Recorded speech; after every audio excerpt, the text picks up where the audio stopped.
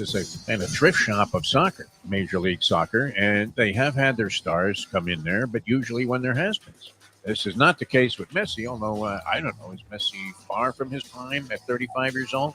People thought he was until the World Cup, and then they realized he's not. But didn't they fix the World Cup? Wasn't the World Cup rigged so that Messi would win it? He had a lot of PKs, yes.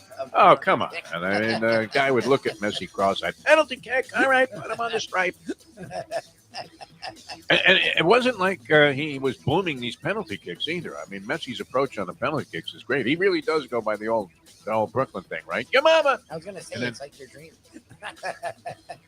And then dribbles one through the middle, not even like one side or the other.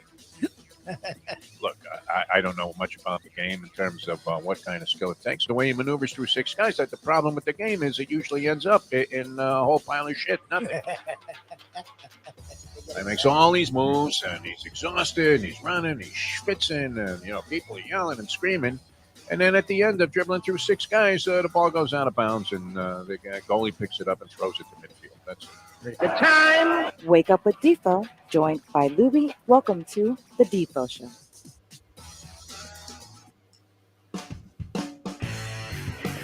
This is a little more like it. Welcome to the show, a Degenerate Friday edition of the program. Jeff DeForest and the great Mike Lubitz with you here, and we'll have the usual cast of characters joining us. The Greek's going to be with us today, a little handicap, and he's been all over baseball. He keeps talking about the streak theory, which we've been advocating forever. I think I learned about this probably, 50 years ago? Oh, wow. Where a guy told me about the streak theory in Major League Baseball. I don't know if it's been enhanced any in terms of its effectiveness over the years. It was back then a proven theory, supposedly. I mean, I guess if you did all of the math and the extrapolations, you would probably find it to be true that if you bet on teams to continue their streaks, either winning or losing, once they reached 3 games either way, and you just continued to pound them in that direction until they reversed it, which you would have had a recent example of the Marlins losing 8 in a row. So you would have cashed, 4, 5, 6, 7, 8, 5 tickets on that before you lost one. Yeah. So you'd be up 4-1. And you're betting $100 a game. You're probably, I don't know, I guess the odds would probably even out. So you're maybe getting even money overall and maybe even getting a price. And sure enough, the Marlins would have paid you very handsomely. You would have been up 400 just on that spurt alone. But if you had done this from opening day, you have to start at opening day, and as soon as it happens, you have to do it every time it happens, which takes a lot of faith, doesn't it, Lubie?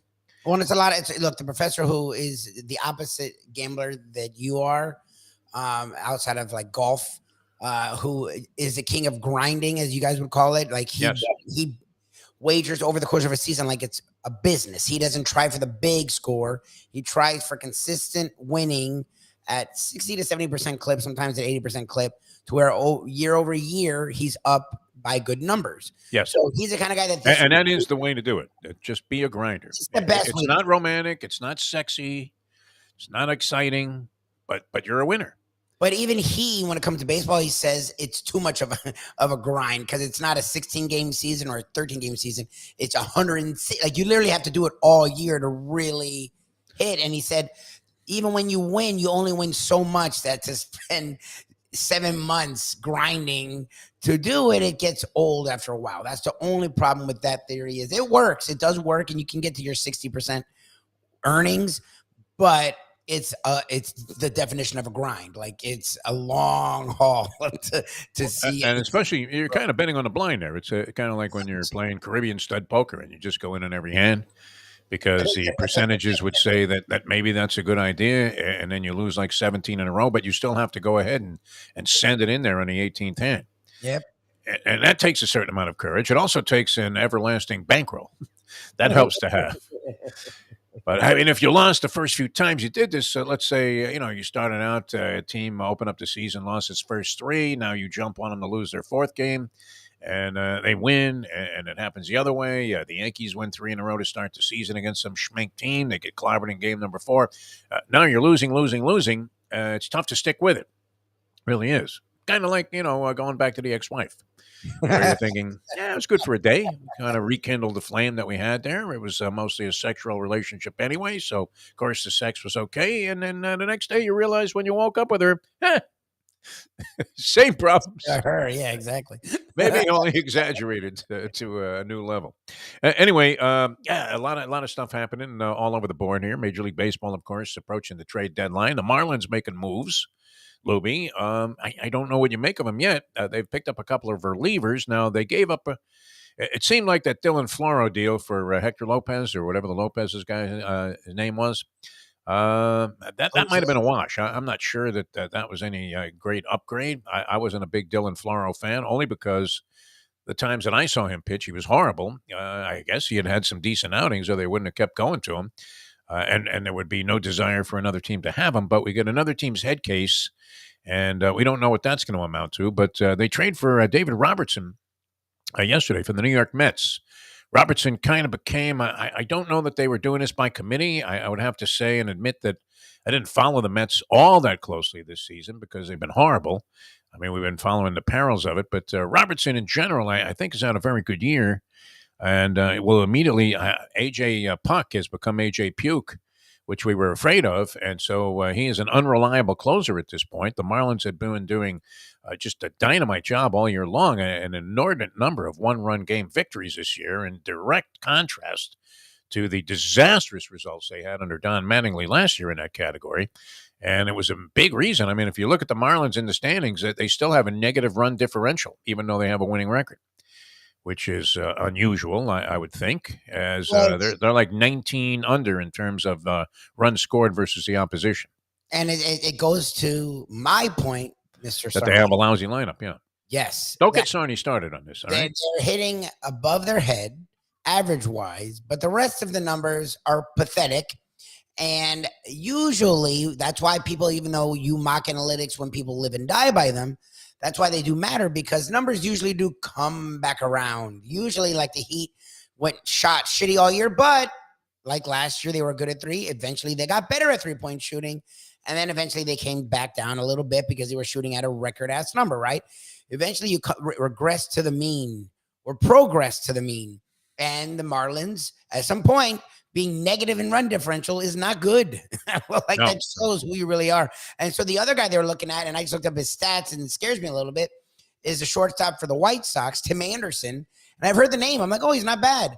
He's batting .240 with 0 home runs and 18 RBIs. 240 with no homers and how many RBIs? 8, yes, you said? 18. 8. 18. Oh, 18. Is that courtesy of a lot of at bats? Has he been injured? What's the story on that, Lubie? Give me an excuse. Give me something. I'm going to look deeper into the numbers, but just at first glance, they're not great. Well, I mean, it is a degenerate Friday if you think about it. I mean, the most basic principle in gambling, if you're talking about casino games, is that the house holds, if you play the game by the book, the house holds the slightest of edges in some of these table games. Even though they're clobbering people over the head with a sledgehammer, most of the time, it's because the people play the game poorly on top of everything else. They play lousy blackjack. They don't play the percentages right. In roulette, obviously, it's kind of wild there, but you're playing into a house edge because it is 0 and 00. And now, don't you dare do it, Lubie. Don't you go to a casino and play 000 roulette. Oh, Jesus. Think about that for a second. 000. 0.00. that only adds to the house advantage, right? Because they're paying you 35 to 1, but all of a sudden, instead of 37 numbers on the board, there are 38, my friend. 38. So down goes your chance of even breaking even by a peg. And, the house theory, look, they could pay back 98% on slot machines. They don't, but they could. No. And they would still make a fortune because they're grinding out the 2%. They don't care if some lady walks away like the Mustang. Hey, I won 11,000. Great, yeah. But they don't care about that. They're not worried about that because they're going to be there forever. More people are going to come. And eventually, the house is going to grind you down to the point of 2%. So even if you walked away a winner, somebody's making up for that. Yep. And on top of that, you have people that just have flat out bad luck anyway. But in general, they're just doing the math. They're going to pick up 2% on every penny that was put through a slot machine. Also, every $100 you put through there, you can just throw 2 into the garbage can if you were having a lucky day and breaking even. What was that now? He's played now. Last year he did only play 79 games, so I guess he was hurt last year. Okay. This year he's also played 79 games. Which is most of the season. Yes, he's played the entire season. And he sucks. And this is what we want. His most home Why don't runs. we reacquire Miggy? He's hitting about 230. His most home runs was 5 years ago, and that was 20. So, Yes. So I don't know. Well, what do we need this guy? Getting him. Well, I tell you what, you talk about a mediocre lot. I think Birdie's doing better than that. You love Birdie. I give Birdie a lot of. I like Birdie. I really do. I mean, he's great. Well, what we have, and you pointed this out, I think earlier this week, Libby, was it you that said that or me? That we have an outstanding lineup of utility players. Yes, Really do. You probably said that. Wendell, Birdie, all these guys that can play a lot of different positions, right? It could be in center field tomorrow. Who knows? Right? One day he's at shortstop, then he's at second base. Yes, Birdie actually has bet. Birdie is batting. Birdie's hitting about 280 something. Isn't No, 297 with 2 home yeah? runs and 19 RBIs. He's He's actually, almost 300, Birdie. he's doing better than Tim Anderson. Is Anderson that great in the field? Like, who gives a shit about defense? We talked about Birdie's also an excellent base runner with a lot of speed. and when he's a smart base runner, like he's the one that'll take that extra base without getting in Yes. trouble. Like, what do you? I don't understand what they're getting. Like, is Anderson an elite defensive? Like, is he Vizquel? Like, I don't get. What do you need? I don't think the Marlins' biggest problem is the defense they're getting out of their shortstops. Is When it? Birdie's played 5 more games, so he's played too. No, he's been good this year. He really has. Even when he was hitting 240, he still was a guy that you looked at and said, "All right, this guy's got a little bit of a spark. Too bad he's not a little larger in terms of physical size." or a little bit more power. You would like to see that, Yeah. perhaps. But if you were looking for a guy that's going to hit, either lead off or maybe eighth, Birdie's not a bad guy to have in your lineup. He's like Adolfo Phillips revisited from the Cubs, the best eighth place hitter in baseball at one time. I don't know what they do with that. The Robertson deal, does that make you feel good? If you're a Met fan, it's also, a sign that they want out, huh? That it's time to trade everybody in. Unbelievable. Cash in on whatever you can. Get rid of Lindor. Some of the other guys, they can't unload Verlander, I don't think, or Scherzer at this point. Verlander's been pitching better lately. I think Scherzer is showing signs of being a shot fighter throughout the season. Anyway, a lot of activity around the trade deadline. Ohtani going nowhere, though. And how about that, right? The Angels announced that they're not trading Ohtani. They're going to take a shot, go through the season. They're 3 games out of the wild card spot. They might have improved their position a little bit yesterday. I didn't really get a chance to do the calculations on that. But going into yesterday, I believe they were 3 games out of the wild card spot. They may well still be. And they win a doubleheader yesterday. Ohtani, a one-hitter in the first game. How about this? A one-hit complete game shutout, his first shutout as a major league pitcher. And then he comes back in the second game and hits 2 home runs to pad his major league lead. Imagine that. What are you laughing about? That's insane. Yeah. He literally pitches a shutout, complete game shutout. A one-hitter. One sneaking hit. I didn't see what the hit was, but I'm looking on the crawl there, and it's Ohtani, and it just says H, as in one hit for the entire ballgame. Yeah. Wow. But usually, like, guys, even position players, when they come back that next game, it's usually a struggle. He comes back the next game, and hits 2 homers after pitching. 2 homers after pitching 9 innings in the first game. He might have been injured, though. I don't know if it was fatigue or what. I think he left the second game with some kind of injury. I'm not sure to what extent it is. And speaking of injuries, Lubie, wow, training camp blues, huh? I mean, the Dolphins, are they cursed? Are they operating under the curse of Marino? Remember when they considered trading Marino to the Minnesota Vikings or letting him go to the Minnesota Vikings? And I thought it was a disgrace that you were going to see. I mean, I don't know that it was going to be Joe Willie sitting on that Rams helmet or Johnny Yu with that Bolt, helmet on his head when he went to the Chargers when he was completely washed up and finished. I'm not sure. Marino, was he completely finished by the time he retired, Lubie? Yes. I mean, he wasn't the same quarterback that he had been. Wasn't What that do the you Jags? Was it it was the Jags game, right? Or was that the Jags game was a 62-7 thing. I was there. That was great. That was his last game, right? Wasn't it the Jags or one of the it was Jags or Seahawks where they got routed? And I was like, it was Jacksonville. Yes. It was like, Jimmy Johnson was coaching, and they lost 62-7. Fiedler came in, or Fiedler played. Fiedler looked great in that game. He absolutely did. And you thought, wow, we're getting Jay Fiedler. That's not the worst thing that could happen. They had what was the guy's name? Mark. What was it? Brunell was still the quarterback. Brunell, yeah, Mark Brunell. Yeah, Brunell was a quarterback. They had a great team, but the Dolphins were supposed to be in that game. Like it wasn't supposed to be a rout. Like I remember being No, it was ugly from the the game, start. Yeah. then going, okay, yeah, it's time. I still remember the security guard in the elevator when I was going up to the press box to do like a 4-hour pregame show. So I'm there. What if the game was 1 o'clock? I'm there 9 o'clock, 8:30 in the morning. I'm riding up the elevator to the press box in this pathetic stadium in Jacksonville, and the security guy. I was talking to him about the Jacksonville Jaguars for a sec, and he says, "You know what? I think that Jay Fiedler might be a better quarterback than Mark Brunell." And Fiedler came into the game in relief of Brunell and lit it up. I mean, he looked brilliant. And you thought, my God, this guy would be great in a Dolphin uniform. And sure enough, he was in a Dolphin uniform the next year, but I hated him. he was damaged goods, my friend. Damaged goods. I hated It was impossible to hate Jay Fiedler. He's too good of a guy. Okay, I didn't. He was a legitimately good guy. His father was a fan of the shows that we were doing. I knew that because Jay told me, and I had done a couple of things around town area. Well, one of those deals where like you hated Tannehill, and you ended up at the Dick's Sporting Good appearance, and you could give a shit about your feelings about Tannehill because he was helping you make 400 for standing around for 2 hours, and nobody cared who you were, right? They were going to blow. I mean, can you imagine? Whoa, wait a minute. Ryan Tannehill signing autographs over there, but there's Mike Lubie Lubitz. Fuck Daniel. Little Johnny's there with his dad. Little Johnny says to his father, hey, fuck Tannehill, man. He sucks. Let's get Lubitz's autograph.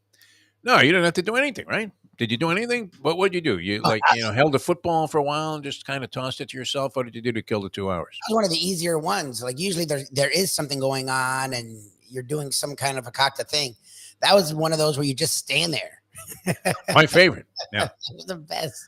I always liked it when nobody showed up or knew that you were there. And the station, of course, would exhibit its usual non-existent support. They would send some part-time guy out that only worked on the weekends, and he would set up like a couple of DVDs that we were giving away, even though nobody had a DVD player anymore. Exactly. People would take the shit anyway, even though anything for free was crazy. Stuff that was totally unrelated to the station. I remember when I was working at WIOD, we were giving away lip balm that had another station's logo on it. And it's like, well, I mean, how many people are, whoa, you know what I forgot today? My lip balm. My wife is the only human I know. You need to gargle with sunscreen here. What are we talking about? It's a blasphemous. Anyway, Fiedler was always a good guy. I mean, he was a down-to-earth human being. It was unfortunate because he came in here, he was injured. And I don't know that he was ever the same, Lubie. And this is what happened again, training camp yesterday. I think Fiedler was hurt prior to coming to the Dolphins. Was that one of those deals? I mean, how did he pass the physical if his shoulder was that bad? Or did he hurt himself during the preseason his first year here? Because we had this yesterday with Jalen Ramsey, talking about training camp highlights and lowlights.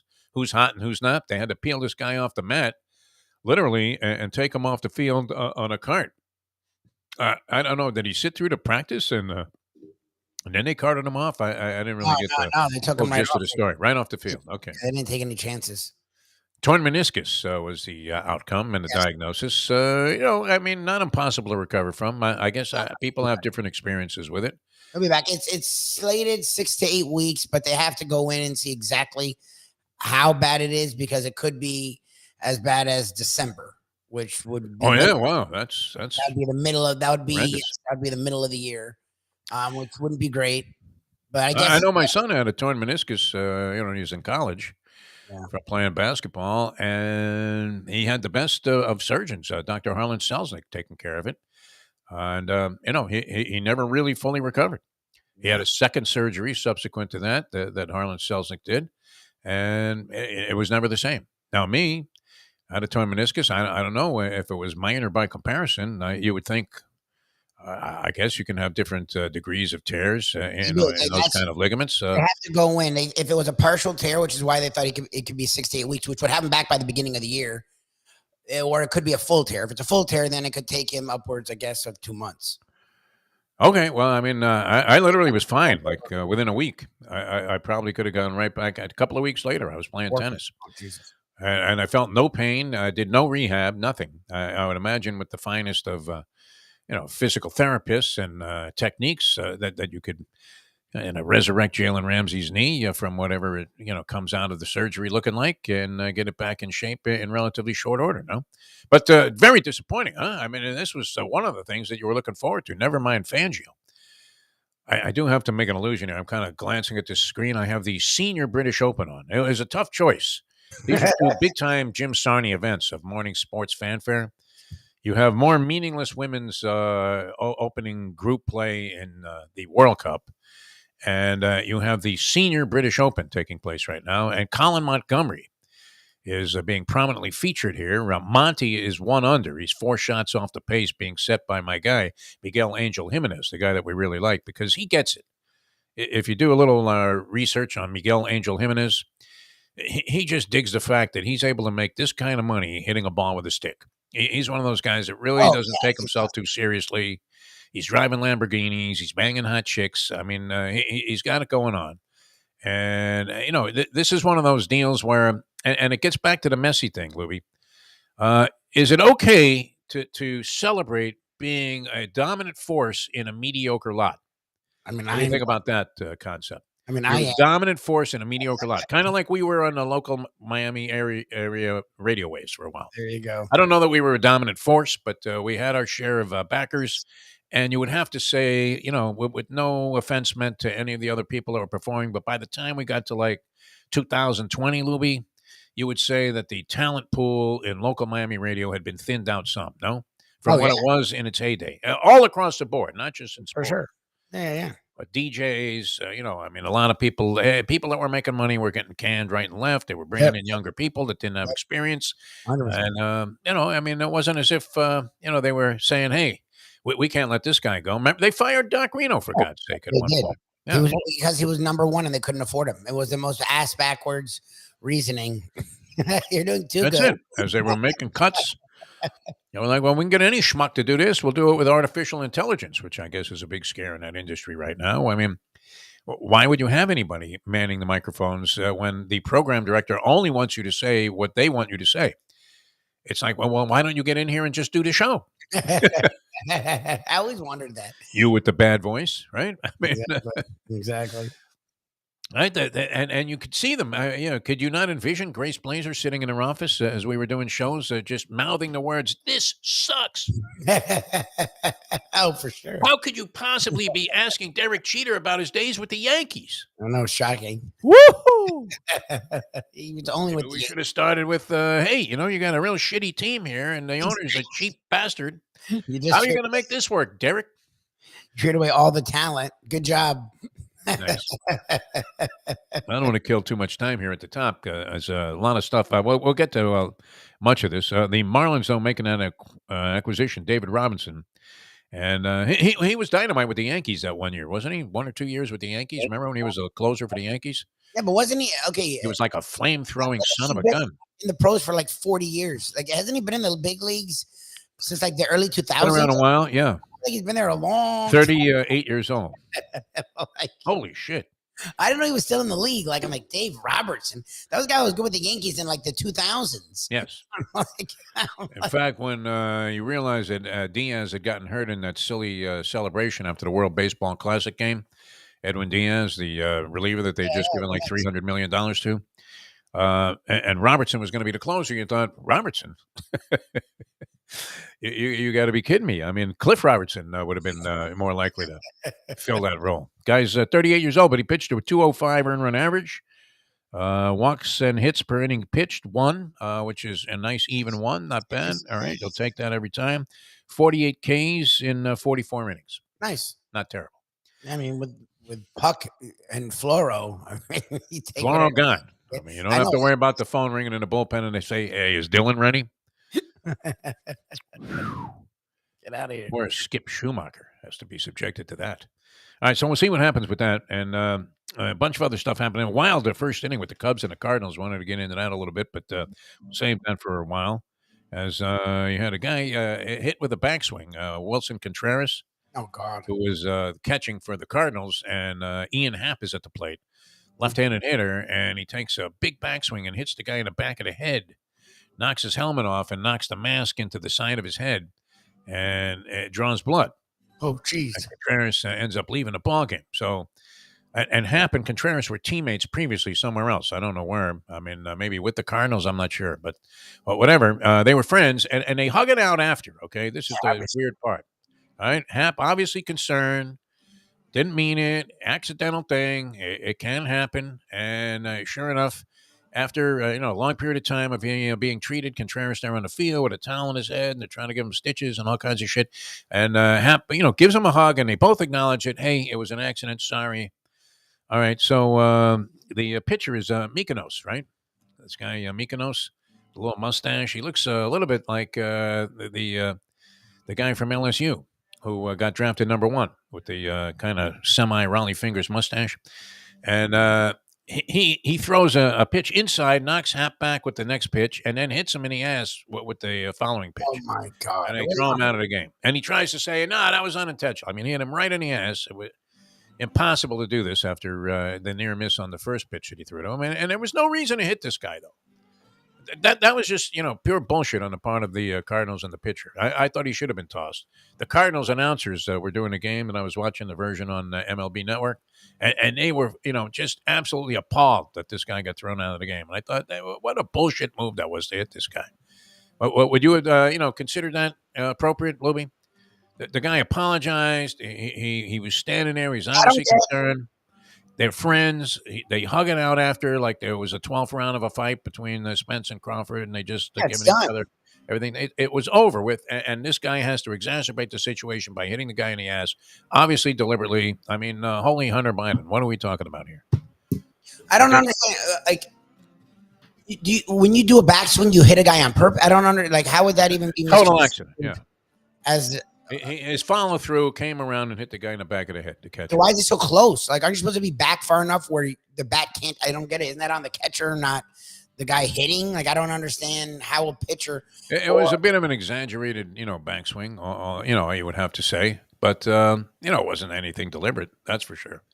Bad way to start the game. All right, I got the Senior Open on, man. The Bernhard Langer is in there. I was going to say about dominating a mediocre field. Remember when Raymond Floyd, who wasn't exactly the nicest guy when it came to dealing with the media, but he did have one of the great lines of all time, which was when he finally made it to the Senior Tour. When this was just kind of formulating, and I guess it's 50 you get to the Senior Tour, and now known as the Champions Tour.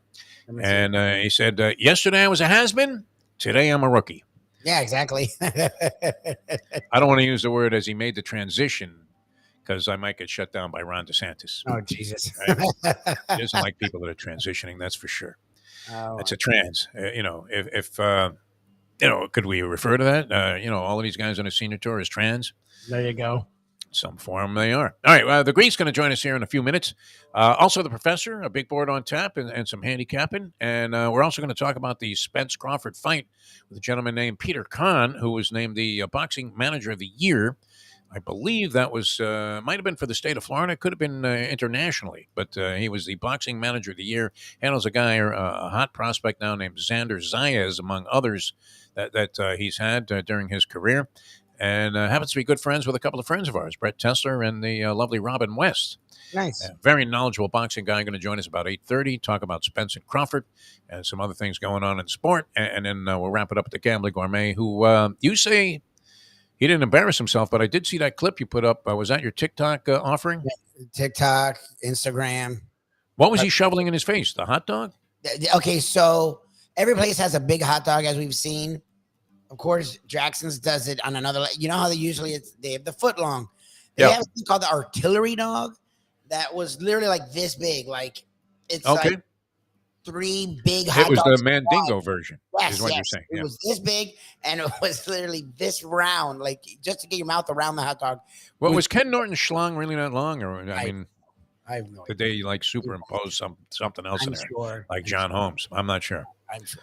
So anyways, it was this, and then it was on a big-ass bun with American cheese melted on the whole fuck, like three slices. That's how big it is. Wow. 3 full slices. Hot dog with cheese melted on it is already like, going over the top. And bacon.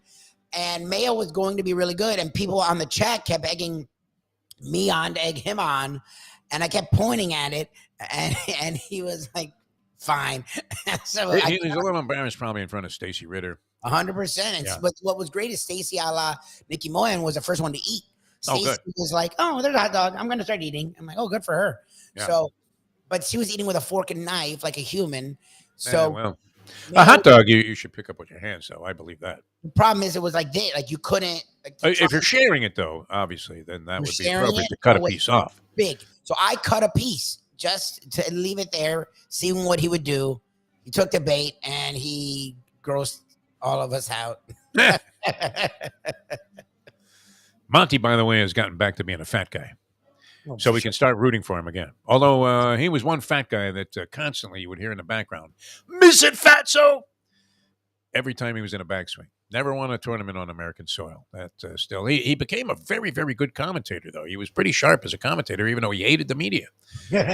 No, he did. I mean, he was like Steve Carlton in that regard. I I mean, always hated loved the that. media. Absolutely despised anybody from the press because they trashed him all the time because he was fat. All right, the Greek going to join us. He is one slim figure of a human being, and just his silhouette alone is enough to get women practically on the verge of orgasm. It's incredible, and he's going to join us. Be followed by the professor, then Peter Kahn on the Spence Crawford fight, and later on Mike Mayo, the gambling gourmet, on no doubt some festivities going on at Saratoga. So we'll be out there today at Gulfstream Park later on, and I think already I've been duped into thinking that a 7-5 double might be appropriate today. It's a little chalky though, so I'm scared about it. All right, back in a moment. Now that. Wow, Monty really put on a few. It's 7:33. Folks, Tony Segreto here. Let me ask you a question. What do you look for when you go out to eat? Good food, obviously, friendly atmosphere, not too loud, but good energy, reasonable prices, and a place where you feel comfortable. All those ingredients, no pun meant there, are hard to find unless you're talking about the Texas Roadhouse. You see, they encompass all of those attributes. Really, really good food, amazing atmosphere, good for a family, good for a date, or just a night out for yourself, and prices that will make you extremely happy. Their ribs unmatched. Steaks hand cut every day. Everything, and I mean everything, is made on site, including their incredible bread. It's the one day, folks, that you can forget about low-carb diets. Trust me when I tell you, Texas Roadhouse, your restaurant, your destination when you say, where should we go and eat tonight? From the newly renovated sports bar to the beautiful bayside views captured at the Tiki Bar, Jimmy Johnson's Big Chill has it all. Located at mile marker 104, the Big Chill also offers waterfront dining while experiencing breathtaking sunset views of the Florida Keys. It's simply the hottest spot in the Keys to cool off. That's Jimmy Johnson's Big Chill at mile marker 104 in Key Largo. For more information, call today at 305-453-9066. I like when the guys on the CBS pregame show, like Boomer and all of the crew there, they're picking games without the point spread. And then they're unanimously, on the side of the favorite. Picking games without a point spread is like telling somebody that you banged the girl last night and she was a hooker. I mean, that's the way I look at it. Got home last night, yeah. We now return to the Defo Show.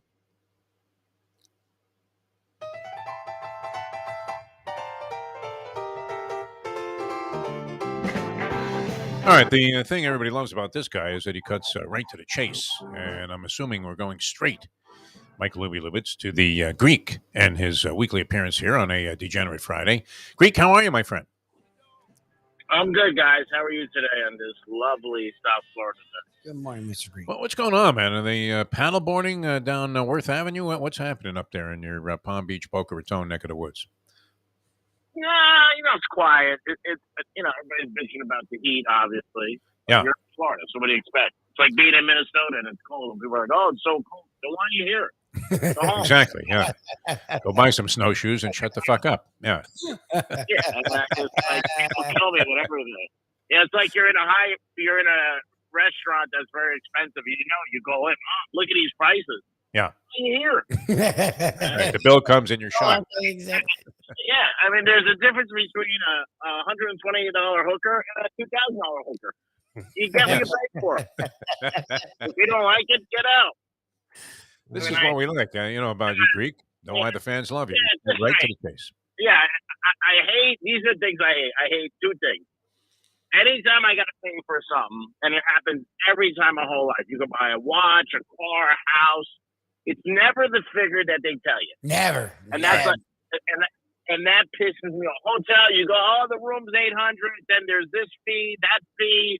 You get to walk past the picture of Paul Anka. That's another fee. I mean, every fee you can think about. Yeah. And that pisses me off. And yesterday I walked away from the deal. This guy like pulled me up last night. He's like, Greek, I don't get it. Like, it was only like $111 more. Then you pay it.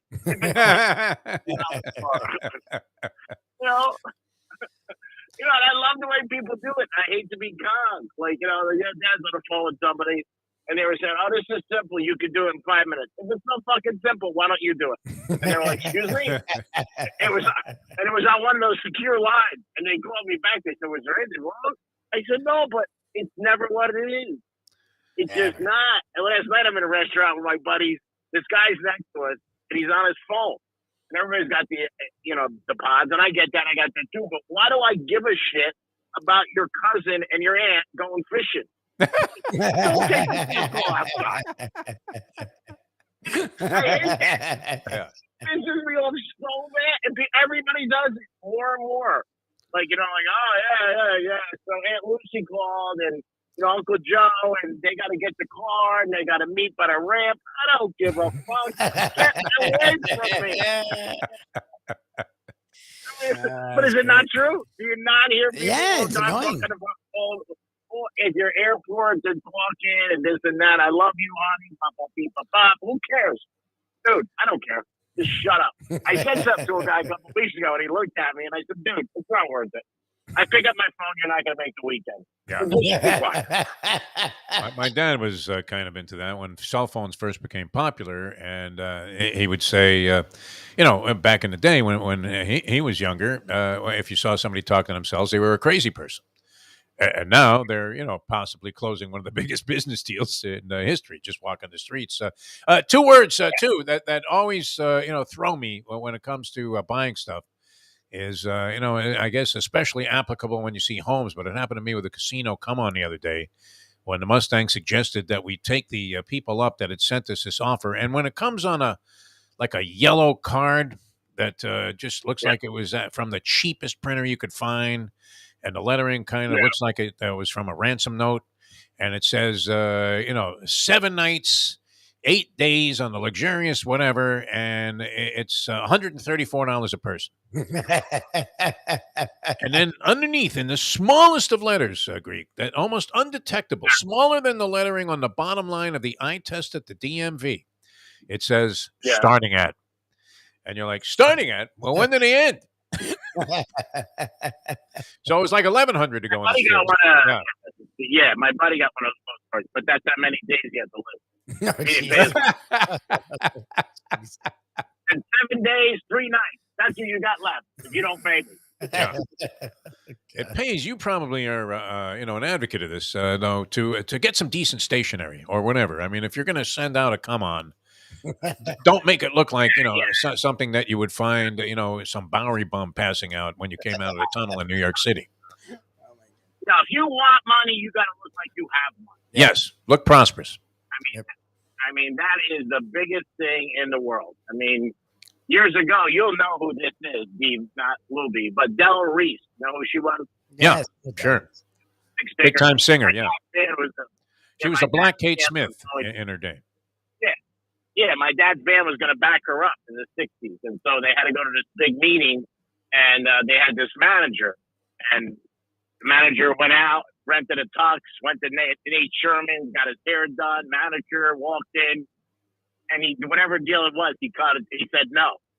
My dad said, the guys in the band, there's 3 or 4 of them. That was a big gig to be her backup. You know what I mean? Right. Go around everything and wherever it was, East Coast. And they're like, what are you doing? What are you doing? He goes, relax, don't call us.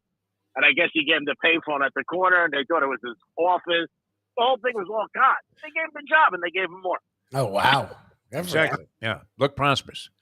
Either that or they thought it was like Jimmy Lennon Jr. coming in, and he was about to say, the time. The rented tux. No, because you can't look like you're desperate and this and that if you want money. I mean, that's just what it is. Yeah. I mean, you walk into the Wynn Casino, and any price they give you, go, okay. I mean, you look at it. Did you notice? I'll give you a good tip that no too many people know. This is really exclusive. You know when you see all those granite and marble pillars, Yes. casinos? Right. You know they're only that way 10 feet. Everything up after that is not real. Makes sense. That's great. Oh I said to this guy at dinner a couple weeks ago, I said, I wonder if the guy who put it in knew that. Yeah. It's kind of like once you get below the breasts in Boca. Or above it, I guess. Would Dinner be, tells you, yeah. more appropriate. Yeah, above the breast. Everything above the breast is not real. You know, it's all Dr. Principato or whoever put those in. And has a lot of gel on his hands right now. All right. Doing any wagering? I mean, you must have cashed big when the Marlins came out of the chute ice cold. We were just saying that you would have cashed, 5 tickets before you had a loser. So you're, 5-1. Not a bad, deal. I mean, I have always said it. If your team's not winning, you bet against them. Marlins are not playing good. Yankees are playing terrible. Yankees are playing Baltimore this weekend. I don't think that's good. I think they get swept. Tell you the truth. You got to look at teams that are hot. Now, though, with baseball, once the second half comes, it's very hard to bet favorites because they're so high. The line is so high that Yes. you got to bet runs, and then even runs sometimes the juice is high. So it can be a little difficult. I mean, obviously, everybody starts turning themselves to preseason. The Dolphins already got a huge injury with Ramsey yesterday. These guys, how do they get hurt when they walk from their car in the parking lot? I don't understand. It's a big time 11-on-11 drill. He was trying to cover Tyreek Hill. Oh my God! Third guy that really gets hurt. Burrow hurts his calf. I mean, it was so bad they sent Pete Rose to the hospital. Well, that's why it's great whenever somebody does the preseason evaluation of the schedule and tries to figure out how many wins your team is worth by going game by game, and you have no idea what these teams are going to look like. No, I agree with you 100%. You could do that, spend hours, and it's like going on a track. You know what I mean? I always said it's luck. You don't know. Obviously Ramsey, I think, is a stud and a big thing for the Dolphins, but they don't know how bad it is. He might miss September. Then the other thing is the 2 months he's out, then he's got to come back. Right. That's definitely not a good thing for the Dolphins already. The Jets, Aaron Rodgers and the Jets are like Brady and his new girlfriend, the supermodel. They're so in love with each other, it's ridiculous. Every day they pull up and they give each other gifts. It's unbelievable. It's just crazy. But we'll see how they do. The Jets have the toughest schedule in the NFL, one of the toughest schedules. And we'll see how they do with Rodgers. And then Rodgers takes a $35 million pay cut. Sacrificing cash. I think those mushrooms are affecting his brain. Been sitting in the dark too long. I don't know. Was there somebody talking to him? He needs to visit an accountant. I don't care how much money you have, Jeff Bezos, the douchebag from Facebook. I don't care any of those. $35 million? Wow. That's crazy. A lot of cheese, as they say. Yeah, for sure. No doubt about it. You're a giant advocate, Greek, of betting the preseason in football. Are you betting the Hall of Fame game? It's right around the corner. Hall of Fame game. The Hall of Fame game, the only thing you do is bet the under. It's usually 30. 33 and a hook right now. They have it at 33 and a hook. You would die. One year I was in Vegas, and me and my friends bet the under on a Hall of Fame game. I don't know what game it was. It was 10-3. We won, but we sent it in. We went to like 8 sports books. They don't take a lot on that. No. You're lucky if you get a dime, maybe 2,000. Right. I remember going with my friends on the game, in the cab, and the guy driving the cab, the old they had those little booklets. I don't remember if you remember in the back of the cabs, they told you everything that was going on in Vegas and all that stuff. And we went for casino because we sent it in. On the Hall of Fame game, we ended up winning. But there's one guy, the last guy, we went off the strip a little bit at the sports book. I think it was Circus. And the guy looks at us and he goes, "You got a fever?" I said, "No." He goes, "Why would you bet the under on the Hall of Fame game for $5,000 trying to get down?" I said, "I just like it." He goes, "You can't take it." He goes, "Whether you got a fever or not, I think you're nuts." He goes, "We'll give you 1,500 tops." I said, "Okay." I mean, we went everywhere. But we ended up winning. It was 10-3, whatever it was. We had a great night. But yeah, you bet the under if you really need it. And the first preseason was better years ago because once they got out of the third game, that took away the game, Right. it messed everything up. Because years ago, the third game was the dress rehearsal, and the second game they played. Yep. Now they're not really playing anybody. Nope. They don't. It's all scrubs. Anybody to get hurt. Yeah, they really don't. So unless it's a quarterback situation, 1 against 2, and there's not that many, that's where I would pound it. The biggest one I ever won was when Henry was a rookie and he played for Tennessee. And he played the Dolphins down here, and I went to the preseason game and I had Tennessee huge, and Tennessee was getting one, and they blew out the Dolphins. That was one. Yeah, but I bet preseason free. So did Teddy Covers. I mean, Teddy's the one who got me into it. We always used to bet preseason because he was the one like he would get information and they're doing this, and he always was an advocate that the coaches in preseason really say what they're going to do. Like if you hear the guy say like, "Hey, we're going to run the ball a lot tonight," and they would do it. Or we're really going to pass and work on this, and they would do it. Or we're playing our starters one series, and a lot of times it was true, but. I mean, most people think that, you got a screw loose and you belong in Cuckoo's Nest 3. You bet preseason. But like I always say, what's a good bet? Any bet you win. Yes, that's true. Well, there were some tendencies with coaches in general. Marv Levy used to lose every game in the preseason, and we see where Harbaugh always wins in the preseason with the Baltimore Ravens. Yep. I'll give you 2 picks right now for the first week. Lubie, write them down. Okay. All right? Sure. Ravens, 8.5 over Houston. If it goes to 10, buy it down to 9.5. Okay? And Diggs is over under. It's going to be high, whatever it is for catches. Because that guy is so pissed off and they're afraid of him, he's going to get the ball 30 times. Who is this now? Wait, Defon Diggs in the season? Diggs. Oh, okay. The first game, his over under in catches. Oh, first season, regular season. Okay. All right. Yeah, regular season. And then the Ravens' first game, too, regular season. It isn't preseason. I'm just saying, Diggs is so pissed off. He walked out of camp. They kissed his ass. Oh, he has something to do with the plays. There's no way he's getting the ball 3 times. I mean, it's all love now. All peaches and cream, according to stories out of Buffalo. Yeah, please. Yeah, it's always love in the beginning. Then all of a sudden, and then it ends up changing. But I couldn't believe that Rodgers did that deal. And can you go anywhere in South Florida without somebody talking about Messi? Oh my God! Or running into Messi. Yeah. He's everywhere. He's at like the chicken shack last night. And 2 people have pictures with him as he's eating a chicken wing. And what's great here is that you can go. This is why all the criminals come down here. You can go completely unrecognized. No one cares. No one cares. They see Messi, and it's like, yeah, there's Messi. They climb all over him like they would in Ohio. Yeah, if he was in Argentina, he can't get out of his camp. The deal that he got, Beckham was the one who did that whole deal because he got the same deal for the LA when he went at 31. Yeah. He doesn't seem to be starving. Yeah. No, listen to this deal. When he went there, he signed for $6 million. That deal turned out to be $500 million. Well, no, because he got revenue from every single team. Well, Beckham was able to buy an MLS team for like $25 million, and now it's worth $550 million. So that's where he's made money. But Lou, I'm not talking about that. When he went to LA years ago, he signed for $6 million. He was getting paid more in England.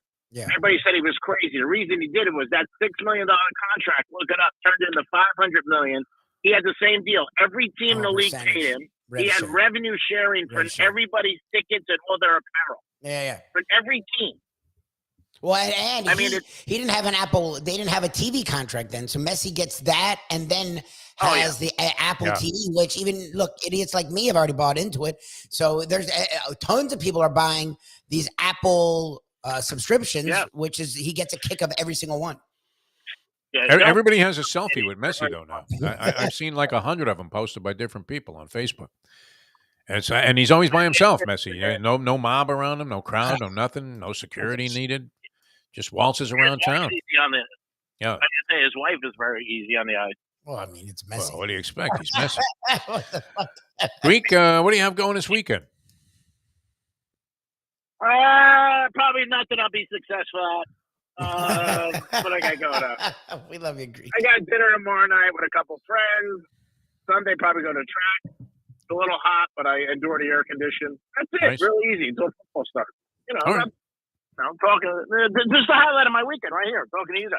I don't know. It's unfortunate. Yeah. Love you. All right. We'll talk next week. Greek, we love you, man. We hope to see you soon. We have to do that get together at one of your famous places in Boca. Right? What? New York Prime? Is that it? No, it's not New York Prime. It's Yeah, New York Prime. New York Prime. Isn't that the place that you always go to? New York Prime is. I'm thinking Prime 112, but it's New York Prime up there in Boca. NYY. Yeah. New York Prime is where he likes to go. Yeah. The one in Boca. Good place, no doubt about it. Surprised Yes. Mayo has never mentioned it. Nah, Not a bad joint. No, they do a good job. All right. We're coming back with more. Thanks to the Greek for joining us. The professor's standing by, and he's got some picks for you and some conversation. And, of course, the professor's big board, a highlight of the Degenerate Friday show. Later on, Peter Kahn, boxing manager Peter Kahn, very knowledgeable guy in the Florida Boxing Hall of Fame. Great guy. Going to join us on the video stream as well. And we'll try and get some kind of input. It seems...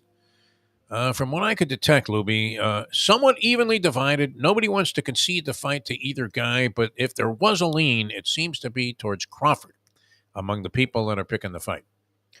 A slight lean there, and Errol Spence, I believe, is a betting underdog in this fight, which would be the first time that ever occurred in his career. Although he might have been, it could have been an underdog situation when he fought Kell Brook in England, because people weren't aware of how good this kid was. But we'll see. We'll get some insight into that. Do you know anybody buying a fight? Because I'm at the stage of my life now where, I'm calling friends like Sean Mack, who has got plenty of gelt and is a big boxing fan, and saying, hey, so Sean, where are you watching the fight? That kind of thing. And then he probably would talk me into buying it. Yeah, I'll come over. We'll watch it together. Okay, great. I was thinking of just the opposite. All right, so we'll have that coming up, the professor, in just a moment, and back with more in a moment. Now that The time. Monty on fire. Always read for the fat guy. It's 7:53.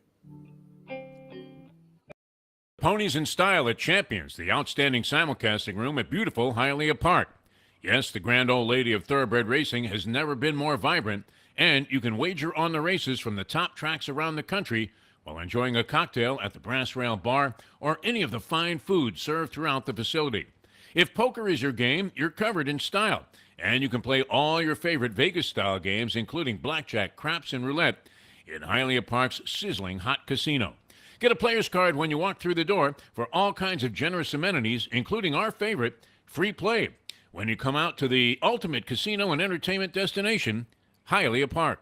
These days, we're all looking for comfort anywhere we can find it. Thank goodness for Landlubbers Raw Bar and Grill in Plantation, because they are making sure you are as comfortable as possible. First of all, they're not only open for delivery and pickup. All you have to do is go to landlubbersbarandgrill.com for both pickup and free delivery. You're going to have the best wings in the world.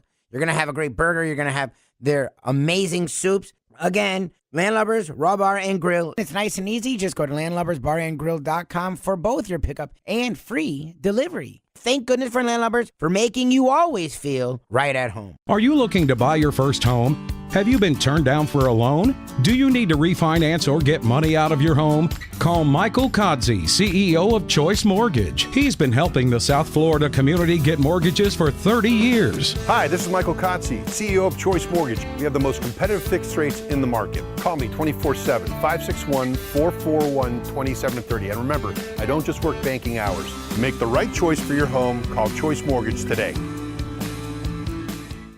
Brian Flores had just kept his mouth shut, collected his $100,000 per loss checks, Very and true. done his job. That was what you were hired for, asshole. You weren't down here to compete.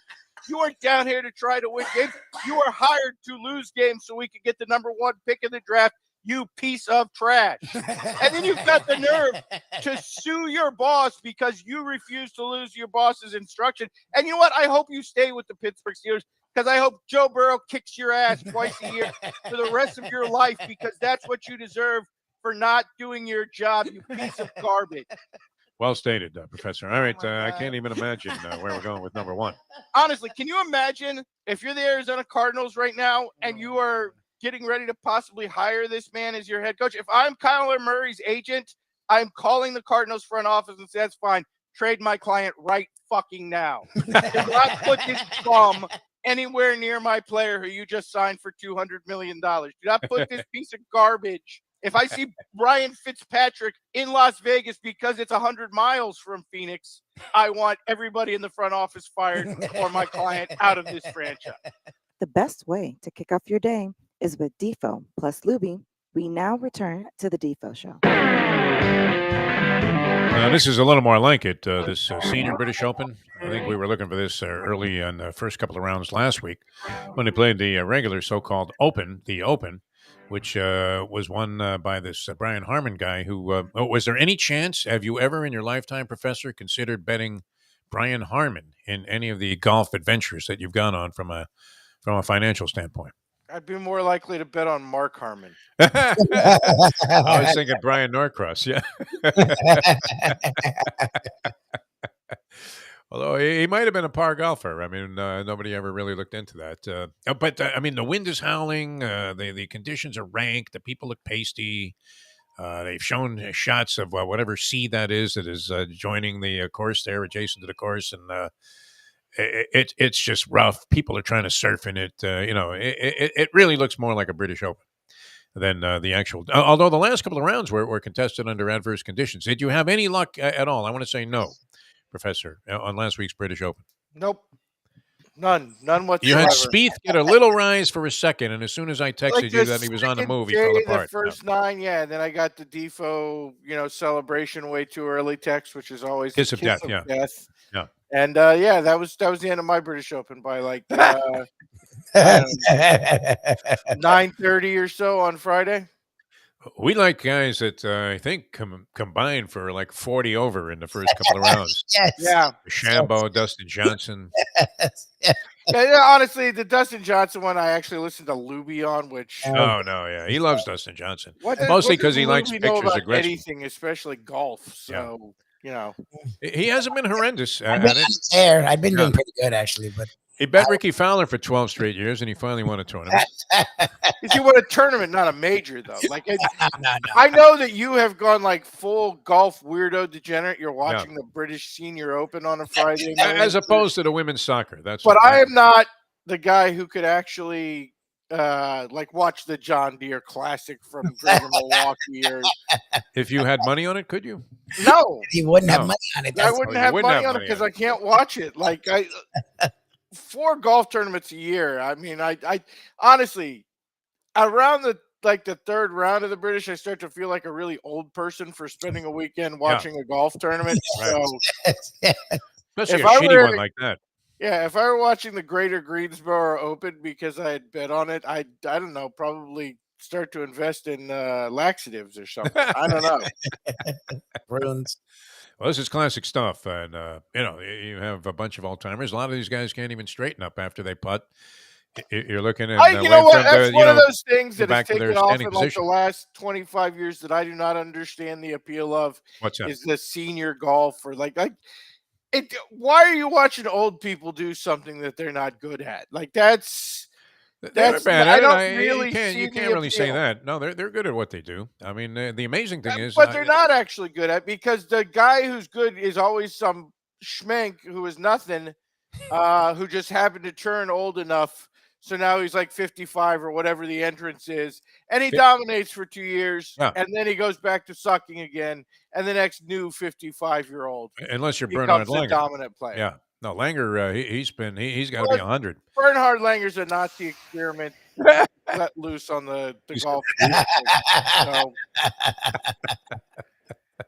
I mean, and the way you knew that is that Trump talks about him all the time. Exactly. So. Exactly. Does Trump need a standing 8 count at this point? What do you think, Professor? Like, I honestly, I feel really stupid on both sides with him, because, like, why do you keep indicting him for all this new Yeah. crap? Like, you know he's not going to get convicted. There's always going to be one jerk off on the jury who's going to hold out. And every time you indict him, his poll numbers go up a little bit. Exactly. So It's a benefit. like, what's the point of this, Jack Smith? Well, we got a new 60-page indictment. It charges all sorts of things. It's a real embarrassment to the president. Number one, haven't we realized at this point that Trump is so shameless it is impossible to embarrass? I mean, You can't. let's be honest. When Stormy Daniels went on TV for like a half an hour and described his penis, and he was like, she's a fat slut anyway. You know, everyone realizes the man is classic. so It really is. shameless. There's no point in trying to shame him further. You couldn't There's make no it up. point in trying to shame him into doing the right thing. You have to have a conscience. Yes. And the man is clearly a sociopath. Yeah. So what's the point of like 8 other things indicting him? I don't get it. It's I think next Jack Smith is going to tag him in the Joan Benet Ramsey disappearance. Why not? That I mean, just- honestly, that actually was not my favorite Republican moment of the week. My favorite Republican moment of the week, I hope you saw this yesterday, is Ron DeSantis is at the Iowa State Fair, and a little girl comes up to say hi, and she's got a drink, and he's like, "Oh, what is that? I've never seen that before." She's like, "It's an icy." It's like, "Oh, I bet those are full of sugar."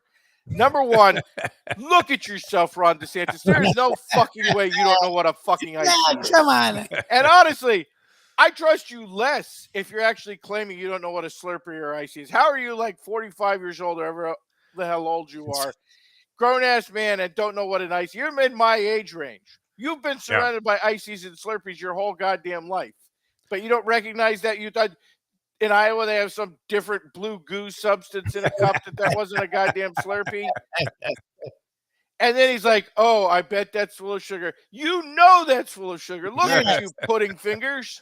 There's no way in hell you haven't had like 500 ices minimum in your life. I mean, he's in the state. But you're like, Florida. you're You going to need try this to just for your shame health. this little girl for drinking an icy and pretending you don't know what the hell it is. How do you not know what an icy is? Don't get us started on DeSantis. I mean, they'll kill the whole show. No, he's too much. I like that somebody in his so-called camp, which I guess is appropriate, is saying that he was like using Nazi insignias to sign off on things. And like what? That's why does that come as no surprise? I just But that don't was like on his it. stationery, like it was a Dodgers logo on the top You of know, the piece of I gotta paper. say, I don't like much about Trump, but the one thing I will admit, at least he doesn't bullshit about that kind of stuff. Like, you see Trump walking back with like a giant bag of McDonald's. He's not pretending, "Oh, I don't know what a quarter pounder tastes never like." heard of sugar. Oh, yeah, no. Come on, dude. Like, look at you, DeSantis, but you're trying to pretend like you don't know what a goddamn icy is. All right. Where are we going on the handicapping this week, Professor? What are we doing? What are we looking at? Well, right now we're watching our beloved Magpies, who, by the way, big win in the Aussie Game of the Year last week, as predicted here on Defo Radio. Yep. On the Degenerate on South Florida Live. South Florida Live, yeah. Wow, It's a Lubie network. It's called. I just flashed back 20 years. KLUB, yes. Yeah, anyway, they won 87-85 on a pick'em line. So good job then. Not so much this week as they are losing to Carlton in the fourth quarter here. Okay. So we're going to go that obviously can't pick that one because it's being played right now. We're going to go that both teams bounce here, and we will take Adelaide plus the 12.5 at home over Port Adelaide. Correct. We're taking Adelaide over Port Adelaide. I know that one's a little confusing. It's a weird one. Plus the 12.5 going against the power. So Adelaide over Port Adelaide on a bounce theory off the game of the year in the AFL because Collingwood is bouncing hard. So we've looked for Port Adelaide to follow the same pattern. Taking Adelaide plus the 12.5 over Port Adelaide. Will you be betting preseason football, NFL? Yes, of course I will. You love it, right? You don't bet, but wait, I thought you used to mock betting preseason football. No. You were always an advocate. I think there are trends throughout the. I mean, the most clear one obviously is the Baltimore Ravens. Yeah. But there have been trends all throughout history. I've told you, for example, if you have a first-time NFL coach coming out of the college ranks, always bet on that guy in the preseason. Right. That guy tends to bring that college you got to win every game mentality. There's all sorts of positive trends in the preseason. Yes, I will be betting in the preseason. Probably not the Hall of Fame game because that's always a disaster. But I'll be watching it because I certainly miss it this time around. Oh, no doubt. Yeah. I mean, I'm filling my time here with the Senior British Open and Women's World Cup soccer. So I've reached a point of desperation that I never thought that I would experience, nor do I ever want to experience it again. All right, let's get to the big board for this week. The big board, the professor. I don't know, what you've been looking at, but always curious to see what's on your mind. The big board, the professor. We got some things going on in the world of sports. I wouldn't call them entirely positive this week because it's that time of year. It's the silly season where, we're watching regular season baseball, unless you live in the state of Florida, in which case you're very clearly not watching regular season baseball based on the attendance at Rays and Marlins games. But you're watching the British Open. You're just making shit up until football starts, basically. Yes. If you're in my case, you're waking up at 5:00 in the morning to go to Australia. We even made a trip out to Gulfstream and thank Mike Mayo and the Lunchbox for having us all out there Sunday. That was a blast. So you're just making shit up, and it's the time of year where a lot of dumb stuff happens, and that's sort of been the theme of this week. So this week's big board is the big board of the weak and stupid people. Very appropriate for a Degenerate Friday. A lot of dumb shit that has gone on this week, featuring a lot of the dumbest people in the world of sports. So we thought we'd review and talk about them. All right. And of course, if you're having a conversation about stupid people in the world of sports, no list would be complete without the Colts' Jim Irsay. A man who actually, I think, made more sense when he was constantly high on Oxycontin. Yes. He seemed coherent. I think, honestly, compared to now, Jim Irsay probably was a little bit more on his game when, he had a belly full of oxys. For those who are unfamiliar, Jim Irsay has spent the week feuding on Twitter with Jonathan Taylor's agent. Oh, that's smart. Over the case of what NFL running backs should be paid, because Jim Irsay took to Twitter and said that running backs are paid too much anyway, and therefore for them to attempt to renegotiate after the fact is in bad faith. To which Jonathan Taylor's our agent responded, "Bad faith is not paying your best player." To which Jim Irsay fired back once again. Why? Because Jim Irsay's a moron. And yes, that's exactly what you want to do, is feud with your best player's agent right before training camp. In the middle of the thing where the entire NFL collective media is actually on the sides of the running backs, because clearly running backs are being underpaid. So let's piss off my best player on a subject that I'm very wrong about. Yeah. Great job, Jim Irsay. Irsay was great when, what do you have, like an arsenal of weapons and then like 50 grand in cash in his car, and he was drunk out of his mind, high, like you said, on Oxycontin. And this was a fine representative of the, exclusive group of owners in the NFL. Yes. Again, if I were the NFL, I would really be very happy about Jim Irsay taking to Twitter to represent ownership interests. Of all the owners, that's the one I'd want talking.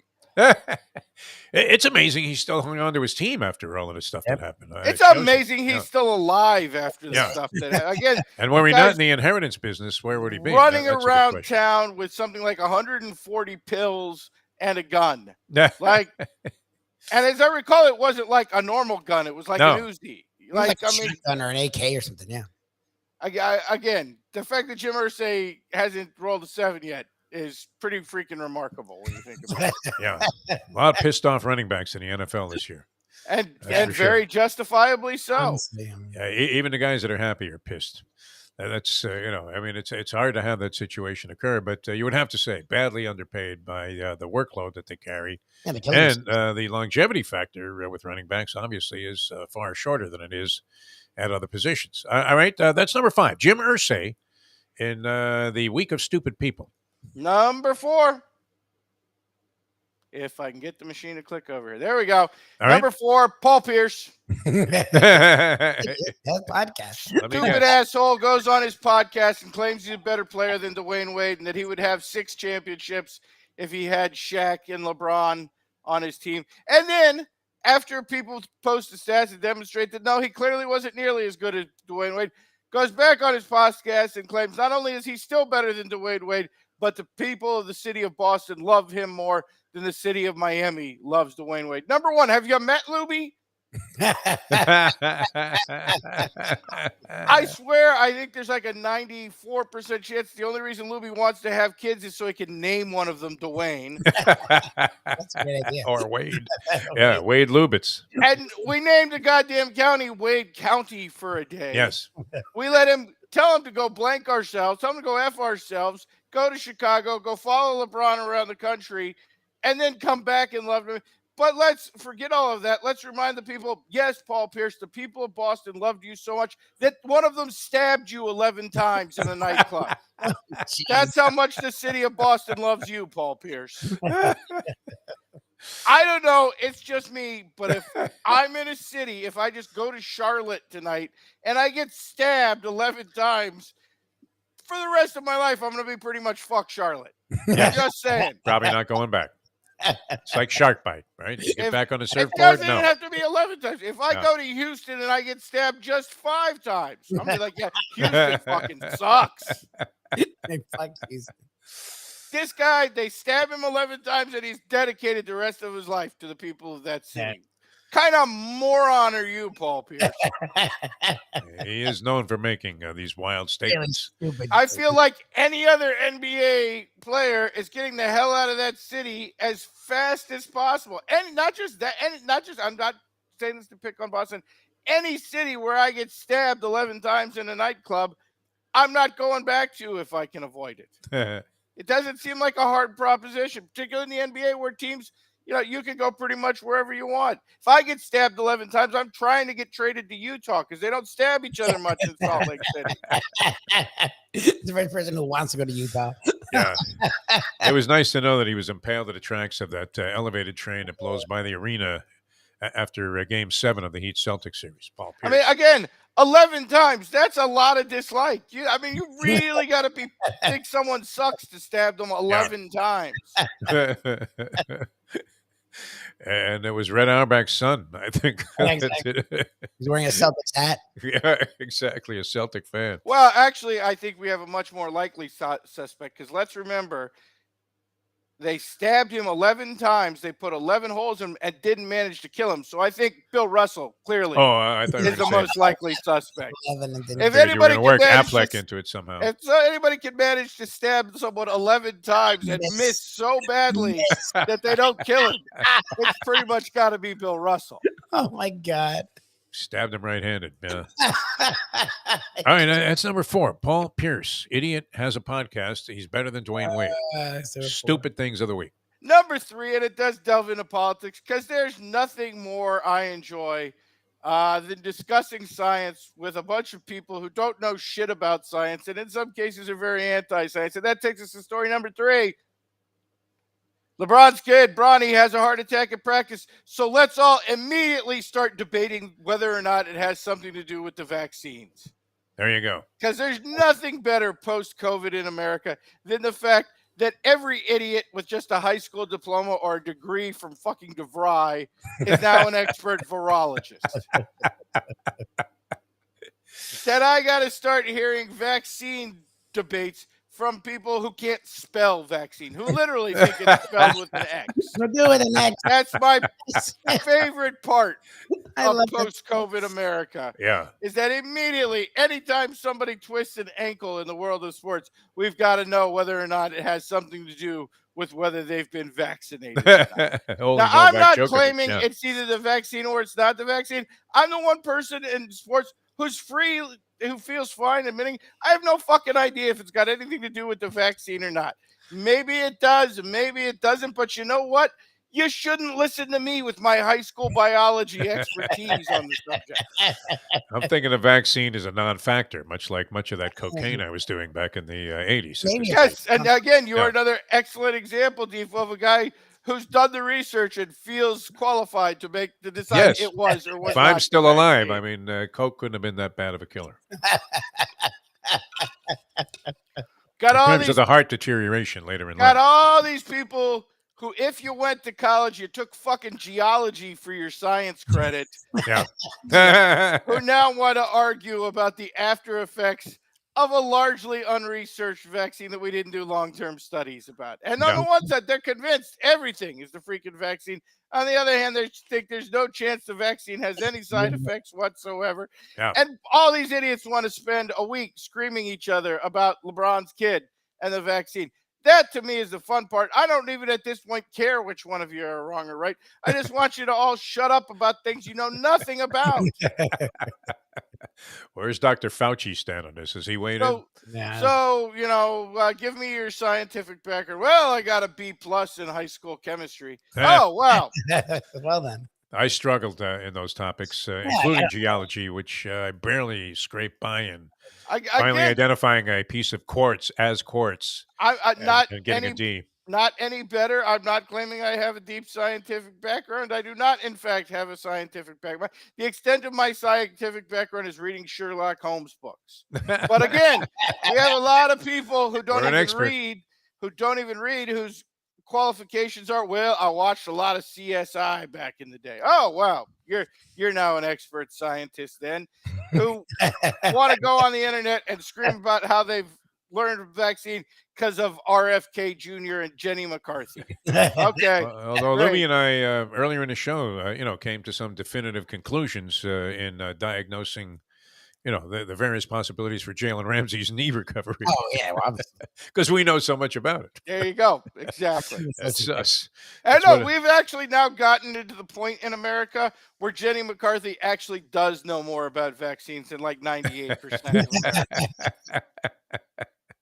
What was in that stuff anyway? I don't know. It didn't bother me. Some people were knocked out. You never know. I don't know. Yeah. They should investigate it, but again, it's not on us. Like, and I got COVID in the end anyway. Like again, yeah. We have people debating the long-term efficacy of mRNA vaccines who can't spell mRNA. well, when people were checking out and they were showing all those bodies being bagged in New York and they were stacking them up like in U-Hauls and things like that they had put refrigeration in, I thought, geez, when this vaccine comes out, I want it. I don't care what's in it. I don't disagree. I'll risk any form of premature death just to get out of this one. But I don't disagree. But I'm not eliminating the possibility that there's some side effects that we don't know about. But it also might not be that at all, or it might be COVID itself. The answer is we don't know the answers, and I have no problem saying we don't know the answers. I'm saying stop going on the internet and trying to convince everybody of the answers you don't freaking know. Exactly. Every time one of these things happens. Facebook doctors, man, the best. Exactly. All right, that's number 3. Vaccines number 2, and Bronny. In your big board of stupid people this week, it's me, because I was dumb enough to bet on women's soccer. Don't degenerate. Take the American women plus 400 to win the whole thing, only to discover, now that I've done that, this American team sucks.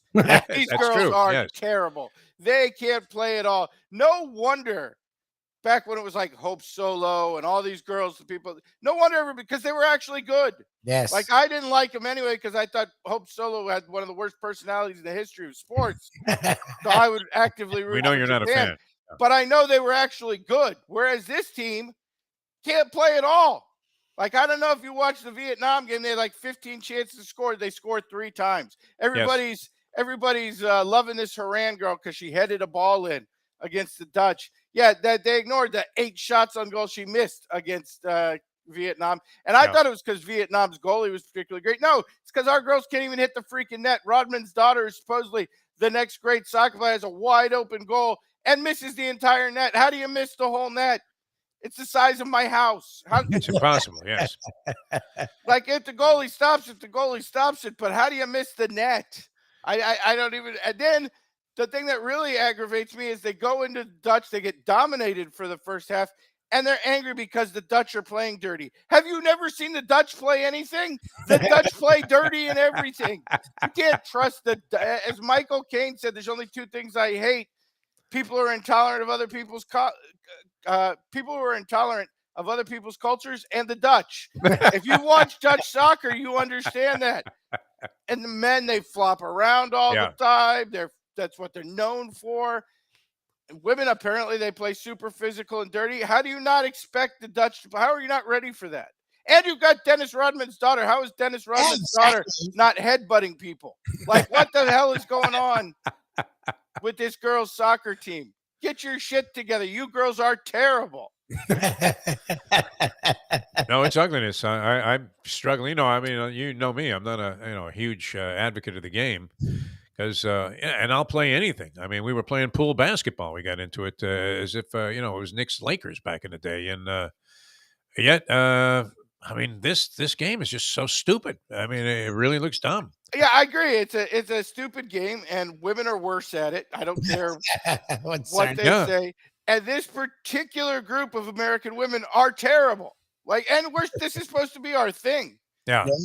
Well, when you find yourself saying, as if you were back in the late 60s, early 70s, this ain't Vietnam when they were playing the Dutch, you thought, wow, I don't think this team is, this runaway roller coaster ride that everybody thinks it's going to be. No, very clearly. They're not particularly good at all. Yeah. Unbelievable. All right. So, you left out Megan Rapinoe in this one, which is good, although she barely played. Again, yeah. Honestly, at this point, I want them to fly that whole team of like 35-year-old women. Bring out Morgan. To come to Morgan's on the team. Oh, Morgan is on the team. Oh, Jesus. Bring out Wambach then. Yeah. Where's Mia Hibb? Abby Wambach's like 50. Bring her back. Yeah. I mean, honestly, she looks exactly like Tom Brady. So if he can play quarterback till he's 45, she can play soccer at 50.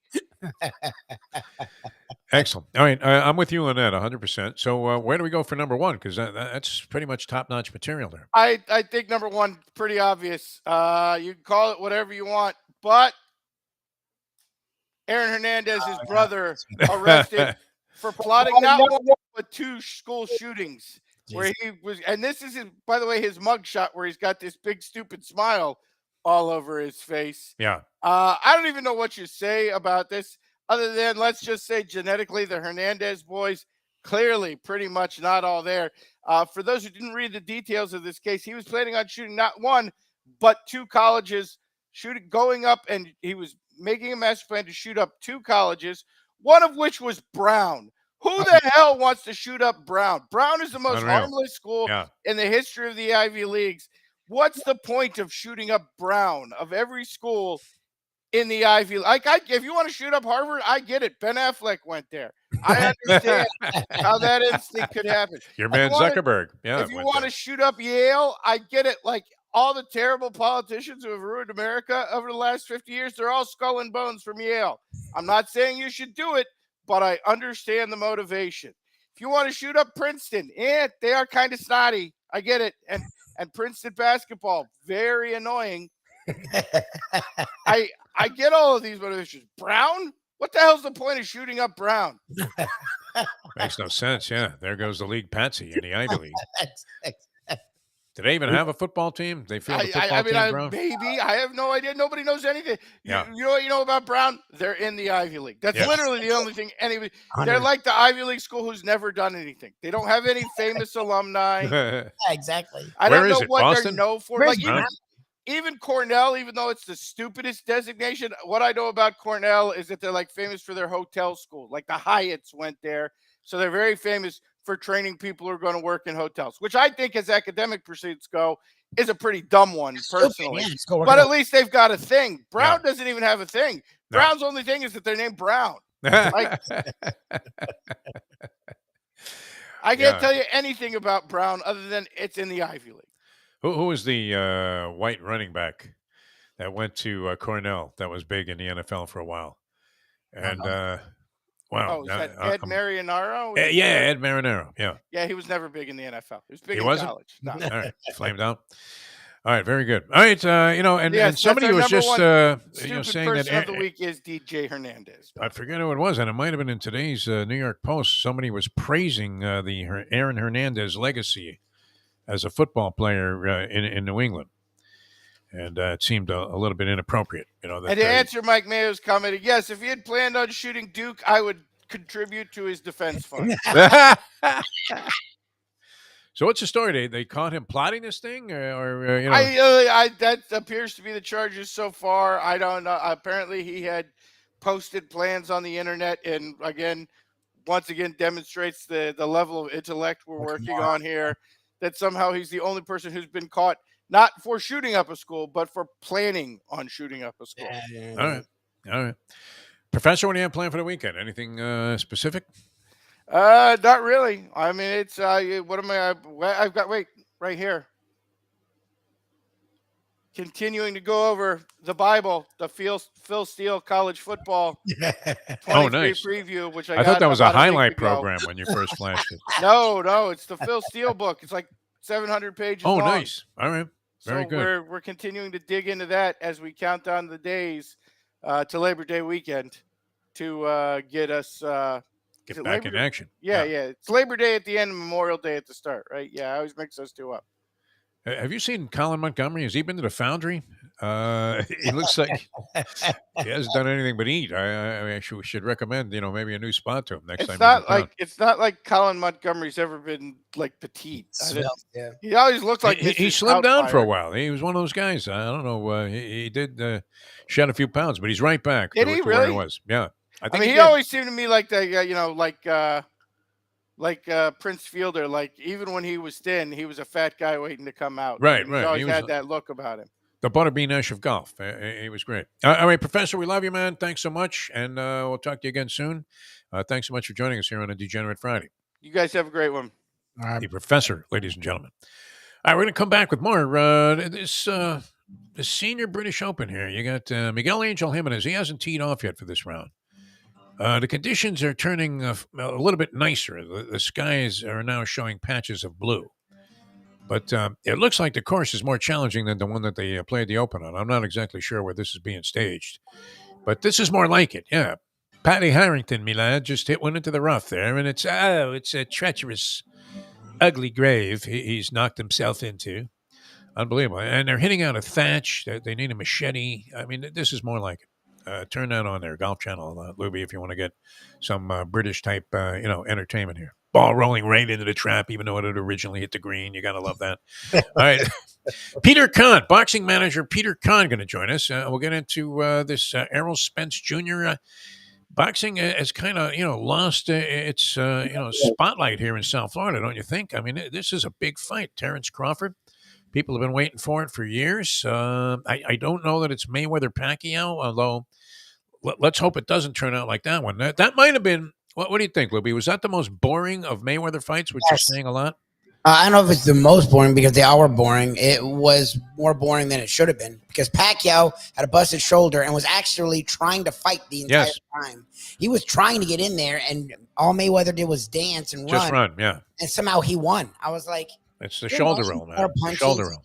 Do more, and all he did was run. I'm like, Pacquiao should have won just because he was trying. That fight was fucking stupid.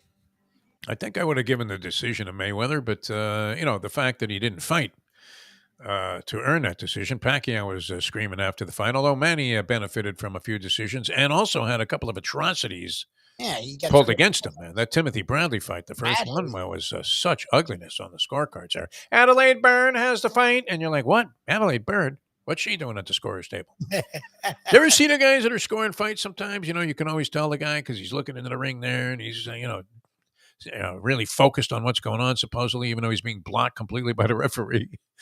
And you're asking yourself all the time, I mean, what fight are these guys watching? But they'll always throw in at least one really old geezer.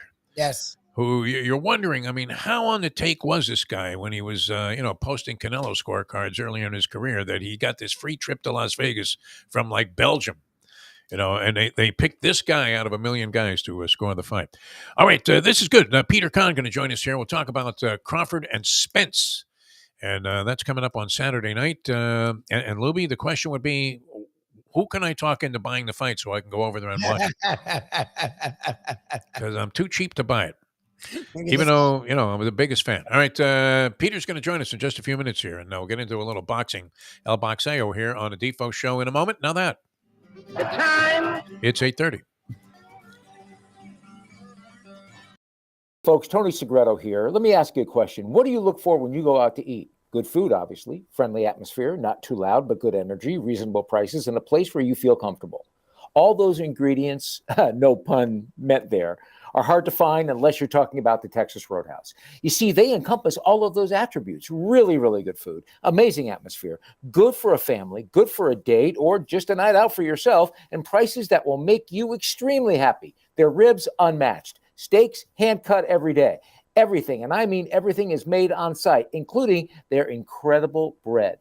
It's the one day, folks, that you can forget about low-carb diets. Trust me when I tell you, Texas Roadhouse, your restaurant, your destination when you say, where should we go and eat tonight? From the newly renovated sports bar to the beautiful bayside views captured at the Tiki Bar, Jimmy Johnson's Big Chill has it all. Located at mile marker 104, the Big Chill also offers waterfront dining while experiencing breathtaking sunset views of the Florida Keys. It's simply the hottest spot in the Keys to cool off. That's Jimmy Johnson's Big Chill at mile marker 104 in Key Largo. For more information, call today at 305-453-9066.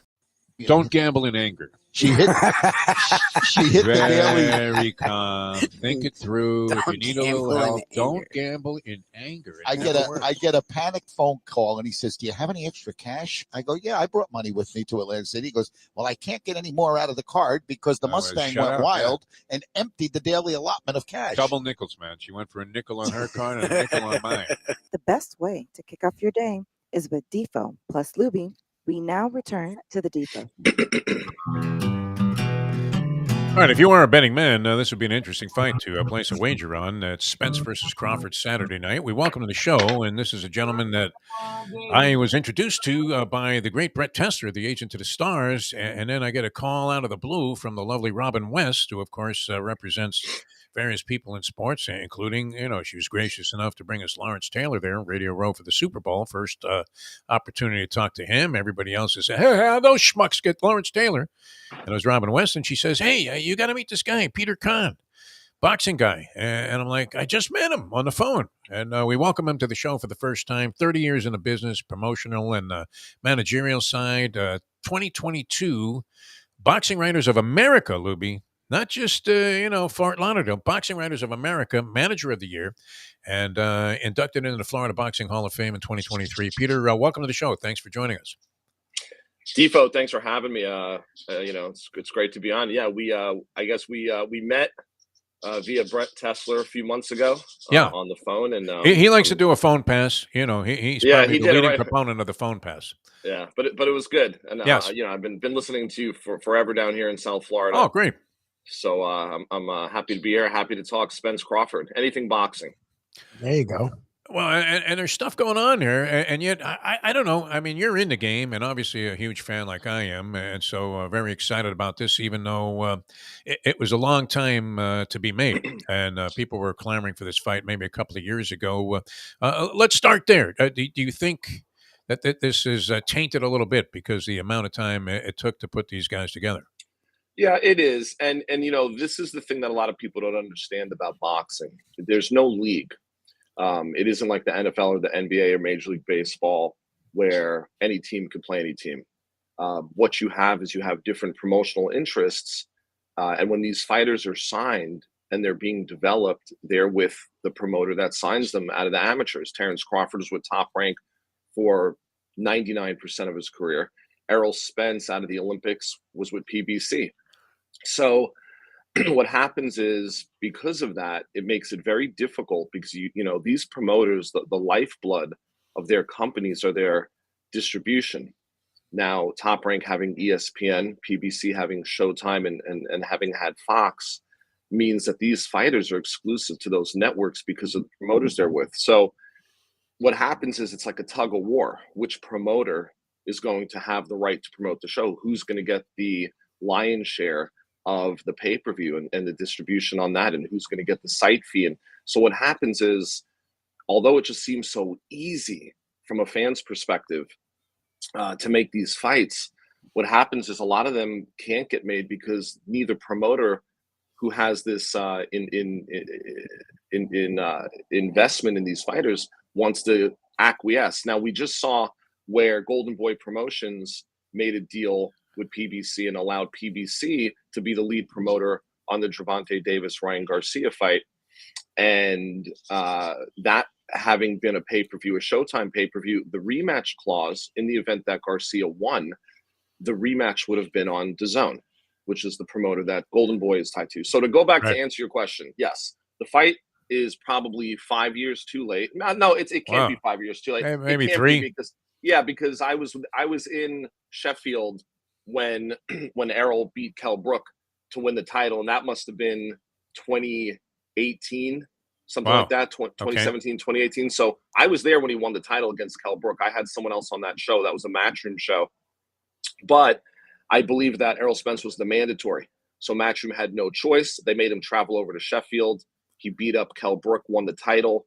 And then from that point forward, at that time, in everyone's defense, at that time, Terrence Crawford was still a junior welterweight, super lightweight, however you want to call it, 140 pounds. He beat Julius Ndongo to be the unified 140-pound champion. He wasn't even a welterweight yet.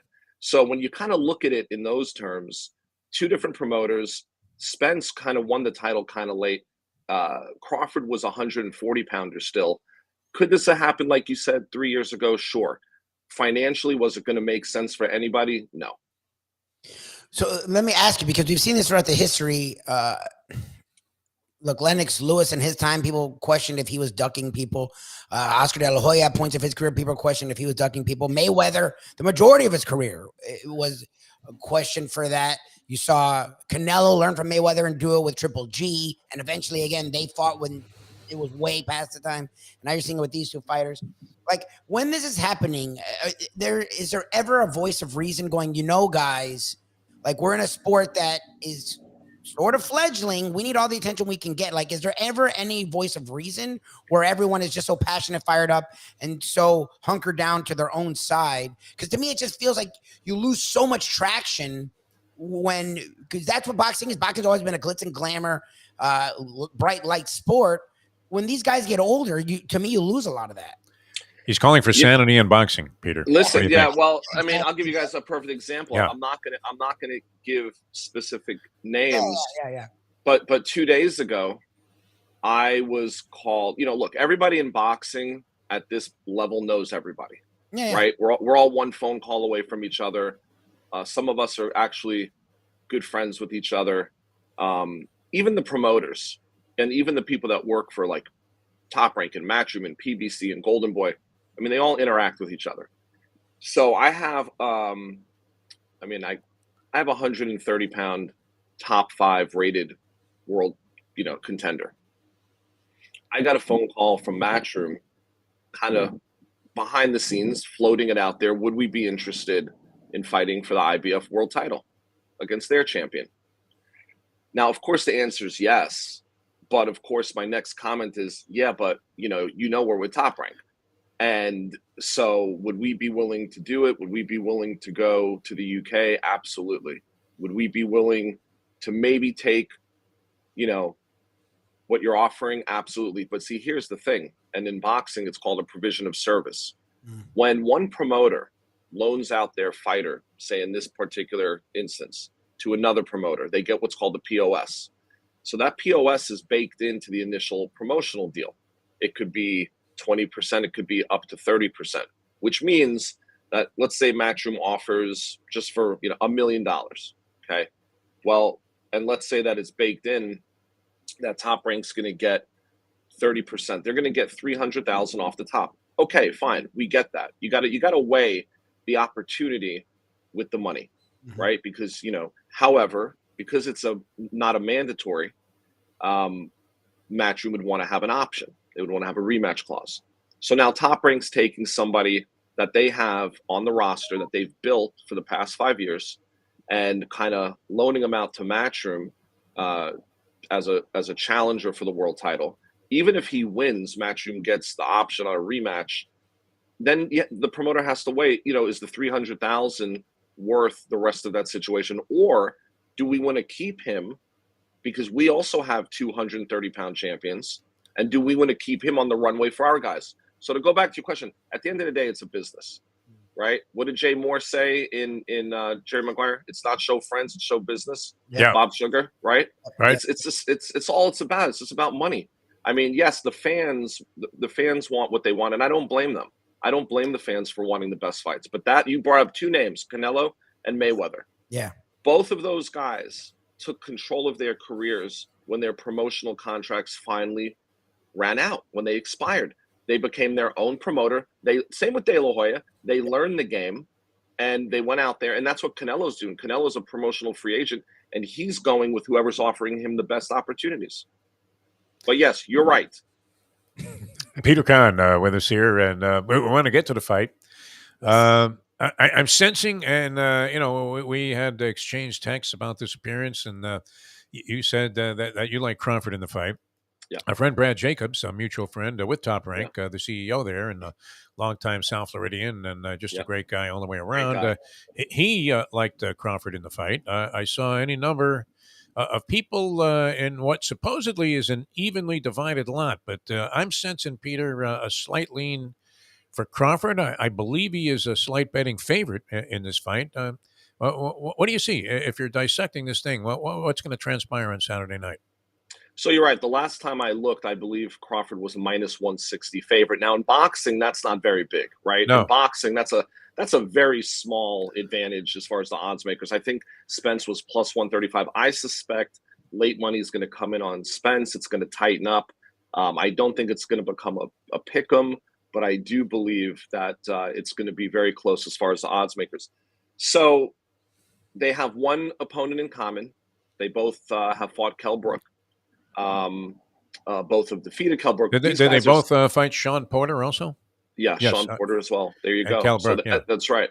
So they I think they were 67-0 combined. These two. These are elite level fighters.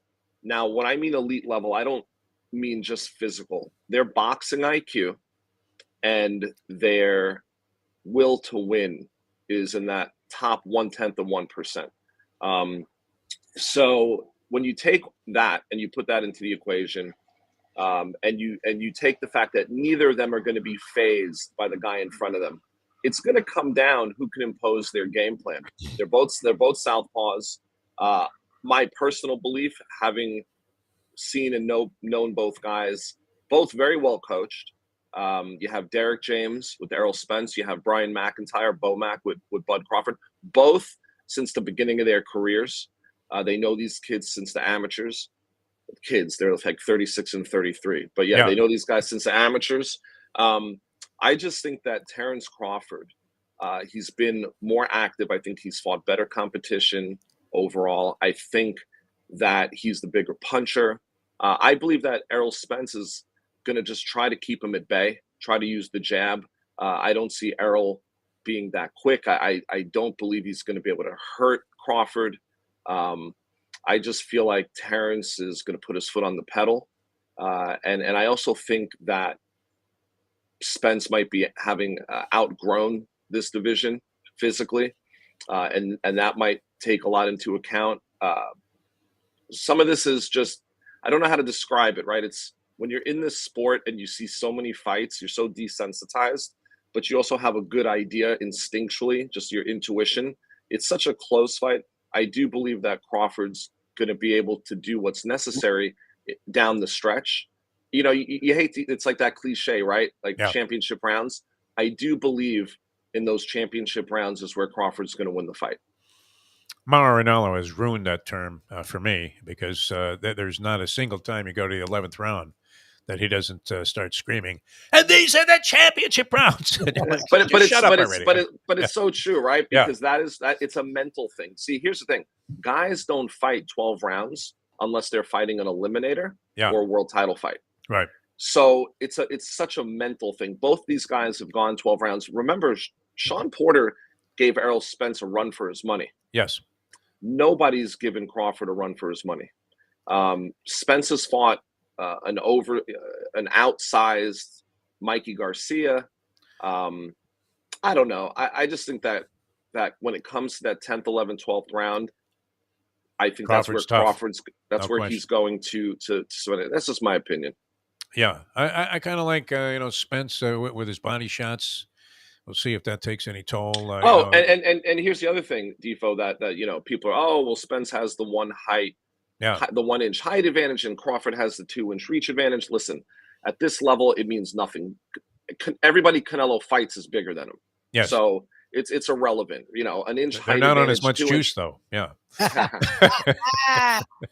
Hey. That's a no urine test clause that's always in those Canelo contracts that he's dictating now through his interpreter. Unbelievable. Hey, a final thing. So you're picking Crawford. I am picking Crawford. A couple of things, just real quick, and there seems to be mutual respect. Obviously, they know that this is a big money fight for both of them, and going to be their biggest possible payday. They seem to, have an appreciation for what each other does in the ring.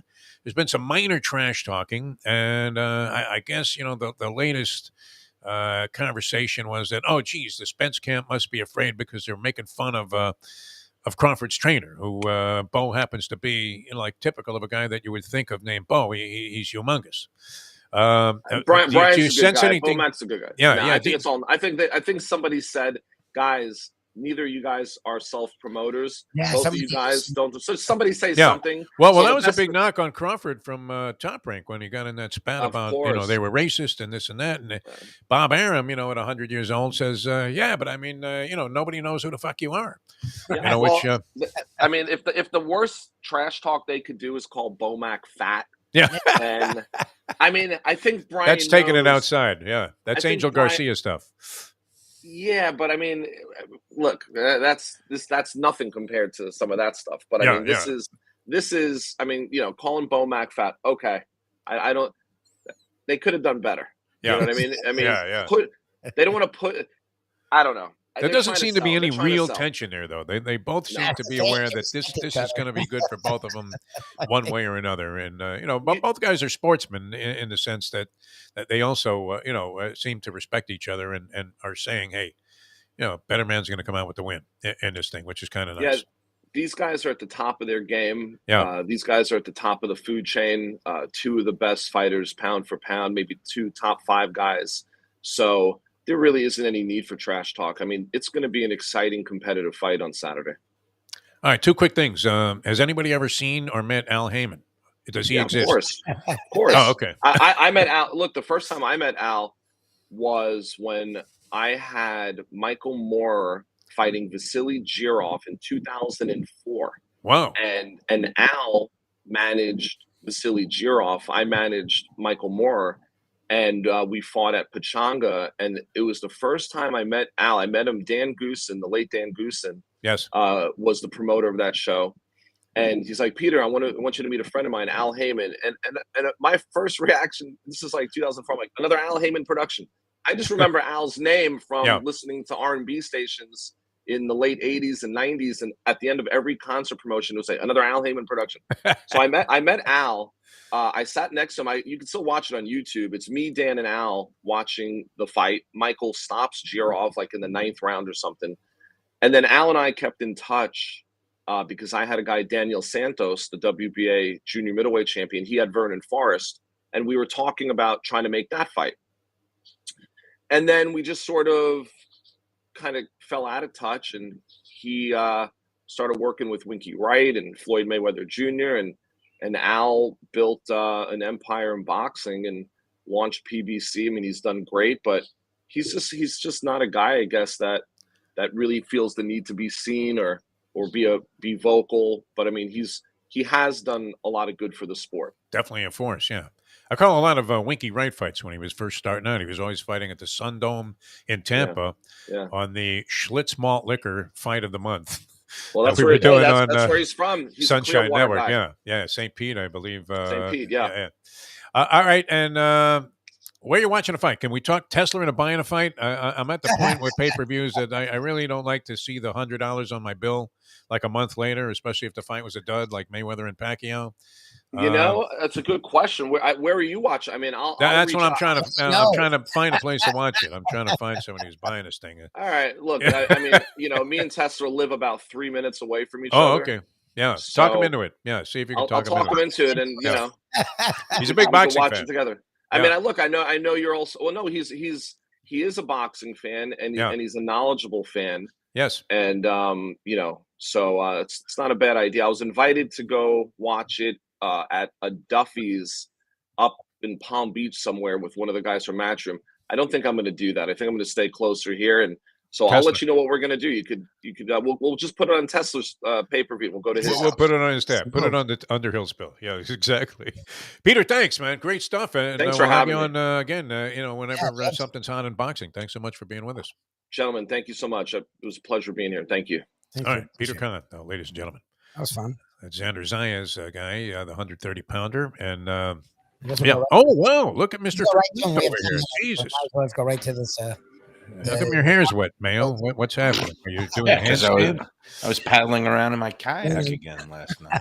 What the hell, man? What That's unbelievable. Hey, What do you it's got there? great. The indictment? Make it rain. Another claim. Another claim. I'm excited. That's your most frequent caller thing is to your insurance company. It's amazing. Adjusters. Did they even bother taking? Yeah, they love your calls. Giddy. Yeah. Some people get all upset, and I was like, "It's happening again." Cha-ching. Have you seen those Flexi ads? I was wondering last night whether you put Flex, that Scotch we tape want around your damage. house. Yeah. We want to hit above the deductible. That's the key when you're a Florida man playing. All right. the So what happened insurance this game. time, man? No, this hot off the press. The contest. This week's contest for Gulf. Oh, yeah? Stream. We're ready. We're high and dry here. Everything is cleared out. Thank goodness. Did have how's your mom holding up under all this pressure? Everything is good. And this 'Cause time, she needs you to be calm, and you get Meshuggah. No. I was good. And, I handled – look, I could see last night we got another one of these freak deluges in my neighborhood in Dania, and we got about 7 inches in 2 hours. Jesus. And as it was happening, I could tell when these things are like when the rain doesn't move out quickly. And I sent my mom's aide, Rosemary, home because this time I didn't want her car to get totaled. She got a brand new Toyota after the last one. So she got out of there. She got – Why don't you turn her on to your adjuster?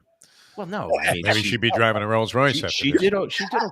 Okay, but I didn't want it happening again, so she got out of here and went back to her house and got home safely, thank goodness. And then my car, I moved to higher ground, and the rains came up, but then they went away. So we're ready for Gulfstream today. I've got a contest lined up. Joe B is still in town. He's going away again next week. Oh, he hasn't and left. of course, at Gulfstream tomorrow, they have that burgers and beers event. I am not going to be able to to make it. That is a good one. If you guys want to go, just tell Joe today. He'll put you on the list. Yeah, I have a conflict, so I'm going to be skipping the burgers and beers. And believe me, after the way I'm eating this week, are you judging some Creole food festival or something? No, I've got just alternate plans. I got an offer I couldn't refuse. So, but here we go. We got the contest. Today is Peruvian Independence Day. So guess what? It's going to be a Peruvian restaurant. You're never going to get it in a million years. No, I couldn't get the one last week, the Brazilian place that you were talking about. So Argentinian. I guess it was. And here I've got again, for the start of training camp, I've got my Dolphins mug, and you can't read it, but it says Baptist South. No, it says Sun Sentinel. It's Baptist South. Good one. It says the tradition continues, and yes, the tradition of bad luck, injuries. Yes. I mean, cursed. Would you not say? Yeah, and this you're familiar with this. I mean, but it wasn't the same for you. But the curse of Rachel Nichols, in the NBA. But have you been talking a lot of Dolphin football lately, or something? What's going on? No, but this mug may be cursed because here's the spooky thing. The last time the Dolphins won a playoff game was what? What season? It was like 2000 something. Yeah. It was Jay Fiedler when they beat, I think, Indianapolis. I think it was. Oh, and that was a fluke also. January of 2001. The Sun Sentinel made these mugs in the summer of preseason of 2001.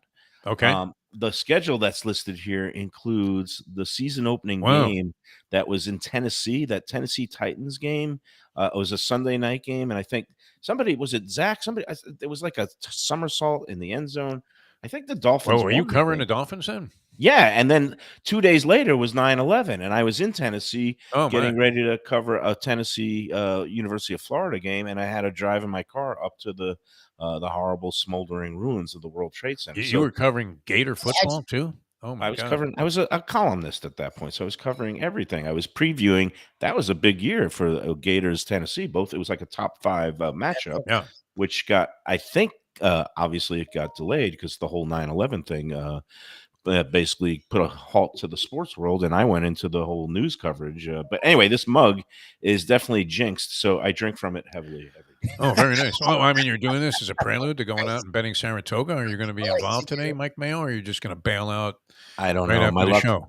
I've gone since that day. I had a great opening weekend at Saratoga. Yeah. I cashed in a multi-day poker tournament at the Hard Rock, and since then it's been nothing but just getting Burial? pounded, going How'd you south. do in that poker thing the other night when you got the $16 noodles? What was that? Was a $400 buy-in. Yeah. Funny story about that. My son, who was out in Vegas for the World Series of Poker, which, by the way, it's good to be able to afford this. He said that Daniel Negreanu, one of the world's, recognized great poker players of all time, you would have to say.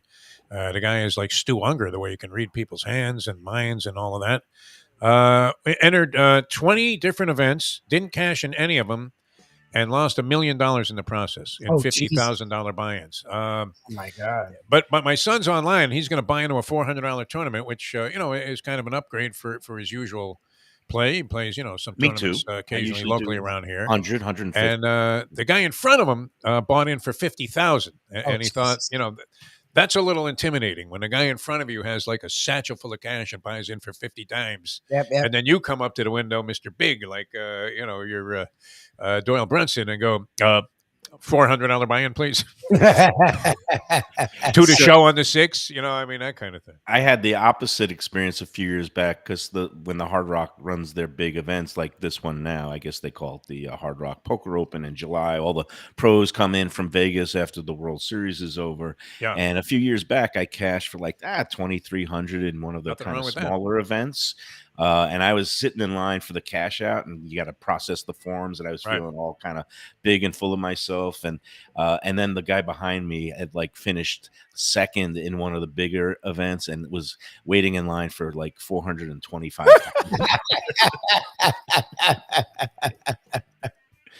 So I was like, you just want to wear your underwear on the outside. Yeah, you're like, thanks a lot, Joe. That humbled me. Oh, man. All right, nothing to toga today, Mike Mayo. I you would come in with a little enthusiasm. I know you were drenched and last night. When I got stuck in the house, I started eating all the leftovers from Jackson's. I made a little bit of how'd that go? pasta. I mean, I saw a little of it. Oh, that was fantastic. Well, the problem is those onion rings that were stacked up on like the pretzel thing that you used to have.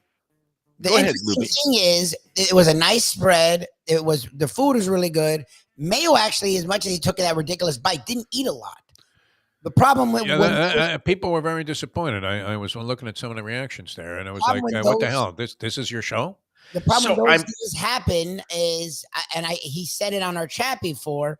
He will eat it eventually. Yes, and I guess he eats it all at fucking once. And I can't even imagine what the hell his stomach was at like 2 a.m. after the list of crap he put on our chat. I had a little reflux issue at about what was the bacon cheese dog all about? Oh man, that was so good. And usually I don't like hot dogs apart from with mustard or onions or chili or sauerkraut. This is totally against my type. But the melted cheese and the bacon on top of this, I mean, it was a pound of hot dog meat, about 18 inch. I'd never seen a hot dog. It wasn't a foot long. We were saying it was the Mandingo dog. Yeah, well, it reminded me of that scene in was it Blazing Saddles? Was it 15's my limit on Schnitzelgrubers or whatever? That's it was an incredibly, but it was tasty. The meat in that hot dog was really they make it especially for Jackson's. Their food there is good besides the ice cream. And I was on my best behavior. Number one, I did not have Defo at my side, kind of egging me on. Number two, well, I know what the people want at this point. I threw in a towel on that early in the development of the show and said, "This is what the people want." But I was very much, I guess, giddy to see Stacy Ritter, head of Visit Lauderdale, jump right into the fray. She, used her fork. Mark of a good woman. She was the first one to eat, just like Nikki Mohand. They love to come on and eat, but I was on my best behavior. I'm sitting with two lovely ladies. I'm sitting with the owner of Jackson's, Linda. You do change in the presence of good-looking women. Well, thank God. And I'm trying to put on, I guess not to totally be repulsive, because maybe I want to do some further work with both of them at some point. Yes. And that would be very nice. But of course, Lubie throws the hot dog in front of my face. I do my my python cobra bite, and recoil recoiled in horror. Stacy actually just recoiled in horror and said, "That's disgusting." That's And the video I posted. And that's what makes you lovable, Mike Mayo. and I almost came so close in the last segment when Really well. Stacy had left. She had to go to another event, and it's there. I'm sitting there with Jerry, who's the general manager, and Linda, and I've got this bowl of the the kitchen sink for one. Yeah. I almost went like a dog face first into the whole thing. Oh, that would have been beautiful. I could not have done it. I just couldn't do it. I just couldn't do it. I needed All right. you. But you did well, and then you ate the rest of that stuff Well, last that's night the thing is, Yes. what's with the your problem? anxiety about the seaside home that you purchased. Yeah, as the floodwaters keep Yeah. coming up, the stress eating. That was funny. A car went by and literally were waves banging against your door. That wasn't the door. That was against my guest room. It was came sloshing up against the walls there. It's a beautiful thing. All right, Mike Mayo, we're going to see you out at the track, I would imagine. I will see you out at the track. Oh, and we do have a homework assignment because we're talking about something big coming up in the fall. At the first Gambling Gourmet poker tournament is in the works at a local casino, and we need a name for it. So I didn't know what we need. We got to tie in the poker and the food and the lunchbox or something. So We'll figure something out. That will be put your thinking caps on. Hey, we came up with the Gambling Gourmet. That's a name that stuck. Yeah, no, I mean it could be a Gambling Gourmet. We got to mix Gambling in. Gourmet, I think, actually works. I don't know why. Yeah, something with blending Gambling in Gourmet Poker Open. I mean, why not just keep it simple? That seems good to me. But we'll work. First annual. It might be a month. It's going to be a monthly First thing. monthly. Yeah. Oh, a monthly thing. If it goes well, if we get people out there, it'll be a recurring that's event. a whole other thing. That comes from the school of so much to the forest. I thought you had a following. And you're like, well, there's some people that might show up. I mean, they don't necessarily come here. They'll still sponsor, and support your business. Luckily, I have a lot of friends in the poker world. So good. Yeah, you know degenerate poker players. Yeah, so that should be an hopefully easy crowd. Now I'll find out really who my real friends are. Well, unfortunately, that can be a strange epiphany. Yeah, that occurs. Maybe Jesse will come out. We'll get out there. And I mean, he's near enough to it that he should be able to do it. So we'll see. Yeah, no, he's a sharp player. Going to be on a Tuesday night. He cashed more than Negrano did in the World Series of That's Poker. good. Although And Negrano has backers, but not for long. He's losing $1 million without a cash. So. Not a cash, yeah, 50,000 an event, unbelievable. All right, we're out of here. All right, Mike Mayo, ladies and gentlemen, he's got flood insurance, which is good because again, this Dania area. I'm glad I didn't buy something there, Lubie. You? That's crazy. You can cash all the insurance checks you want. It's still a pain in the ass, is it not? He hasn't fixed the last stuff. And then there's mold, and the next thing you know, you're responding to one of those mesothelioma ads. Exactly. Saying, well, I don't have it yet, but I'm going to get it for sure. I mean, you see what's going on here in Dania, Florida? Unbelievable. All right, we will see you 12 o'clock today, Mike Mayo's Lunchbox. Thanks to Peter Kahn for joining us, the professor, of course, with the big board, earlier the Greek, and the Gambling Gourmet, Mike Mayo. For Mike Lubie Lubitz, I'm Jeff DeForest. You guys have a great day, everybody. We'll see you again with this program on Monday here on South Florida Live. And until then, we will leave you now that. The time. It's 9:03. Let's go to eat a damn snack. Look what they done to my soul.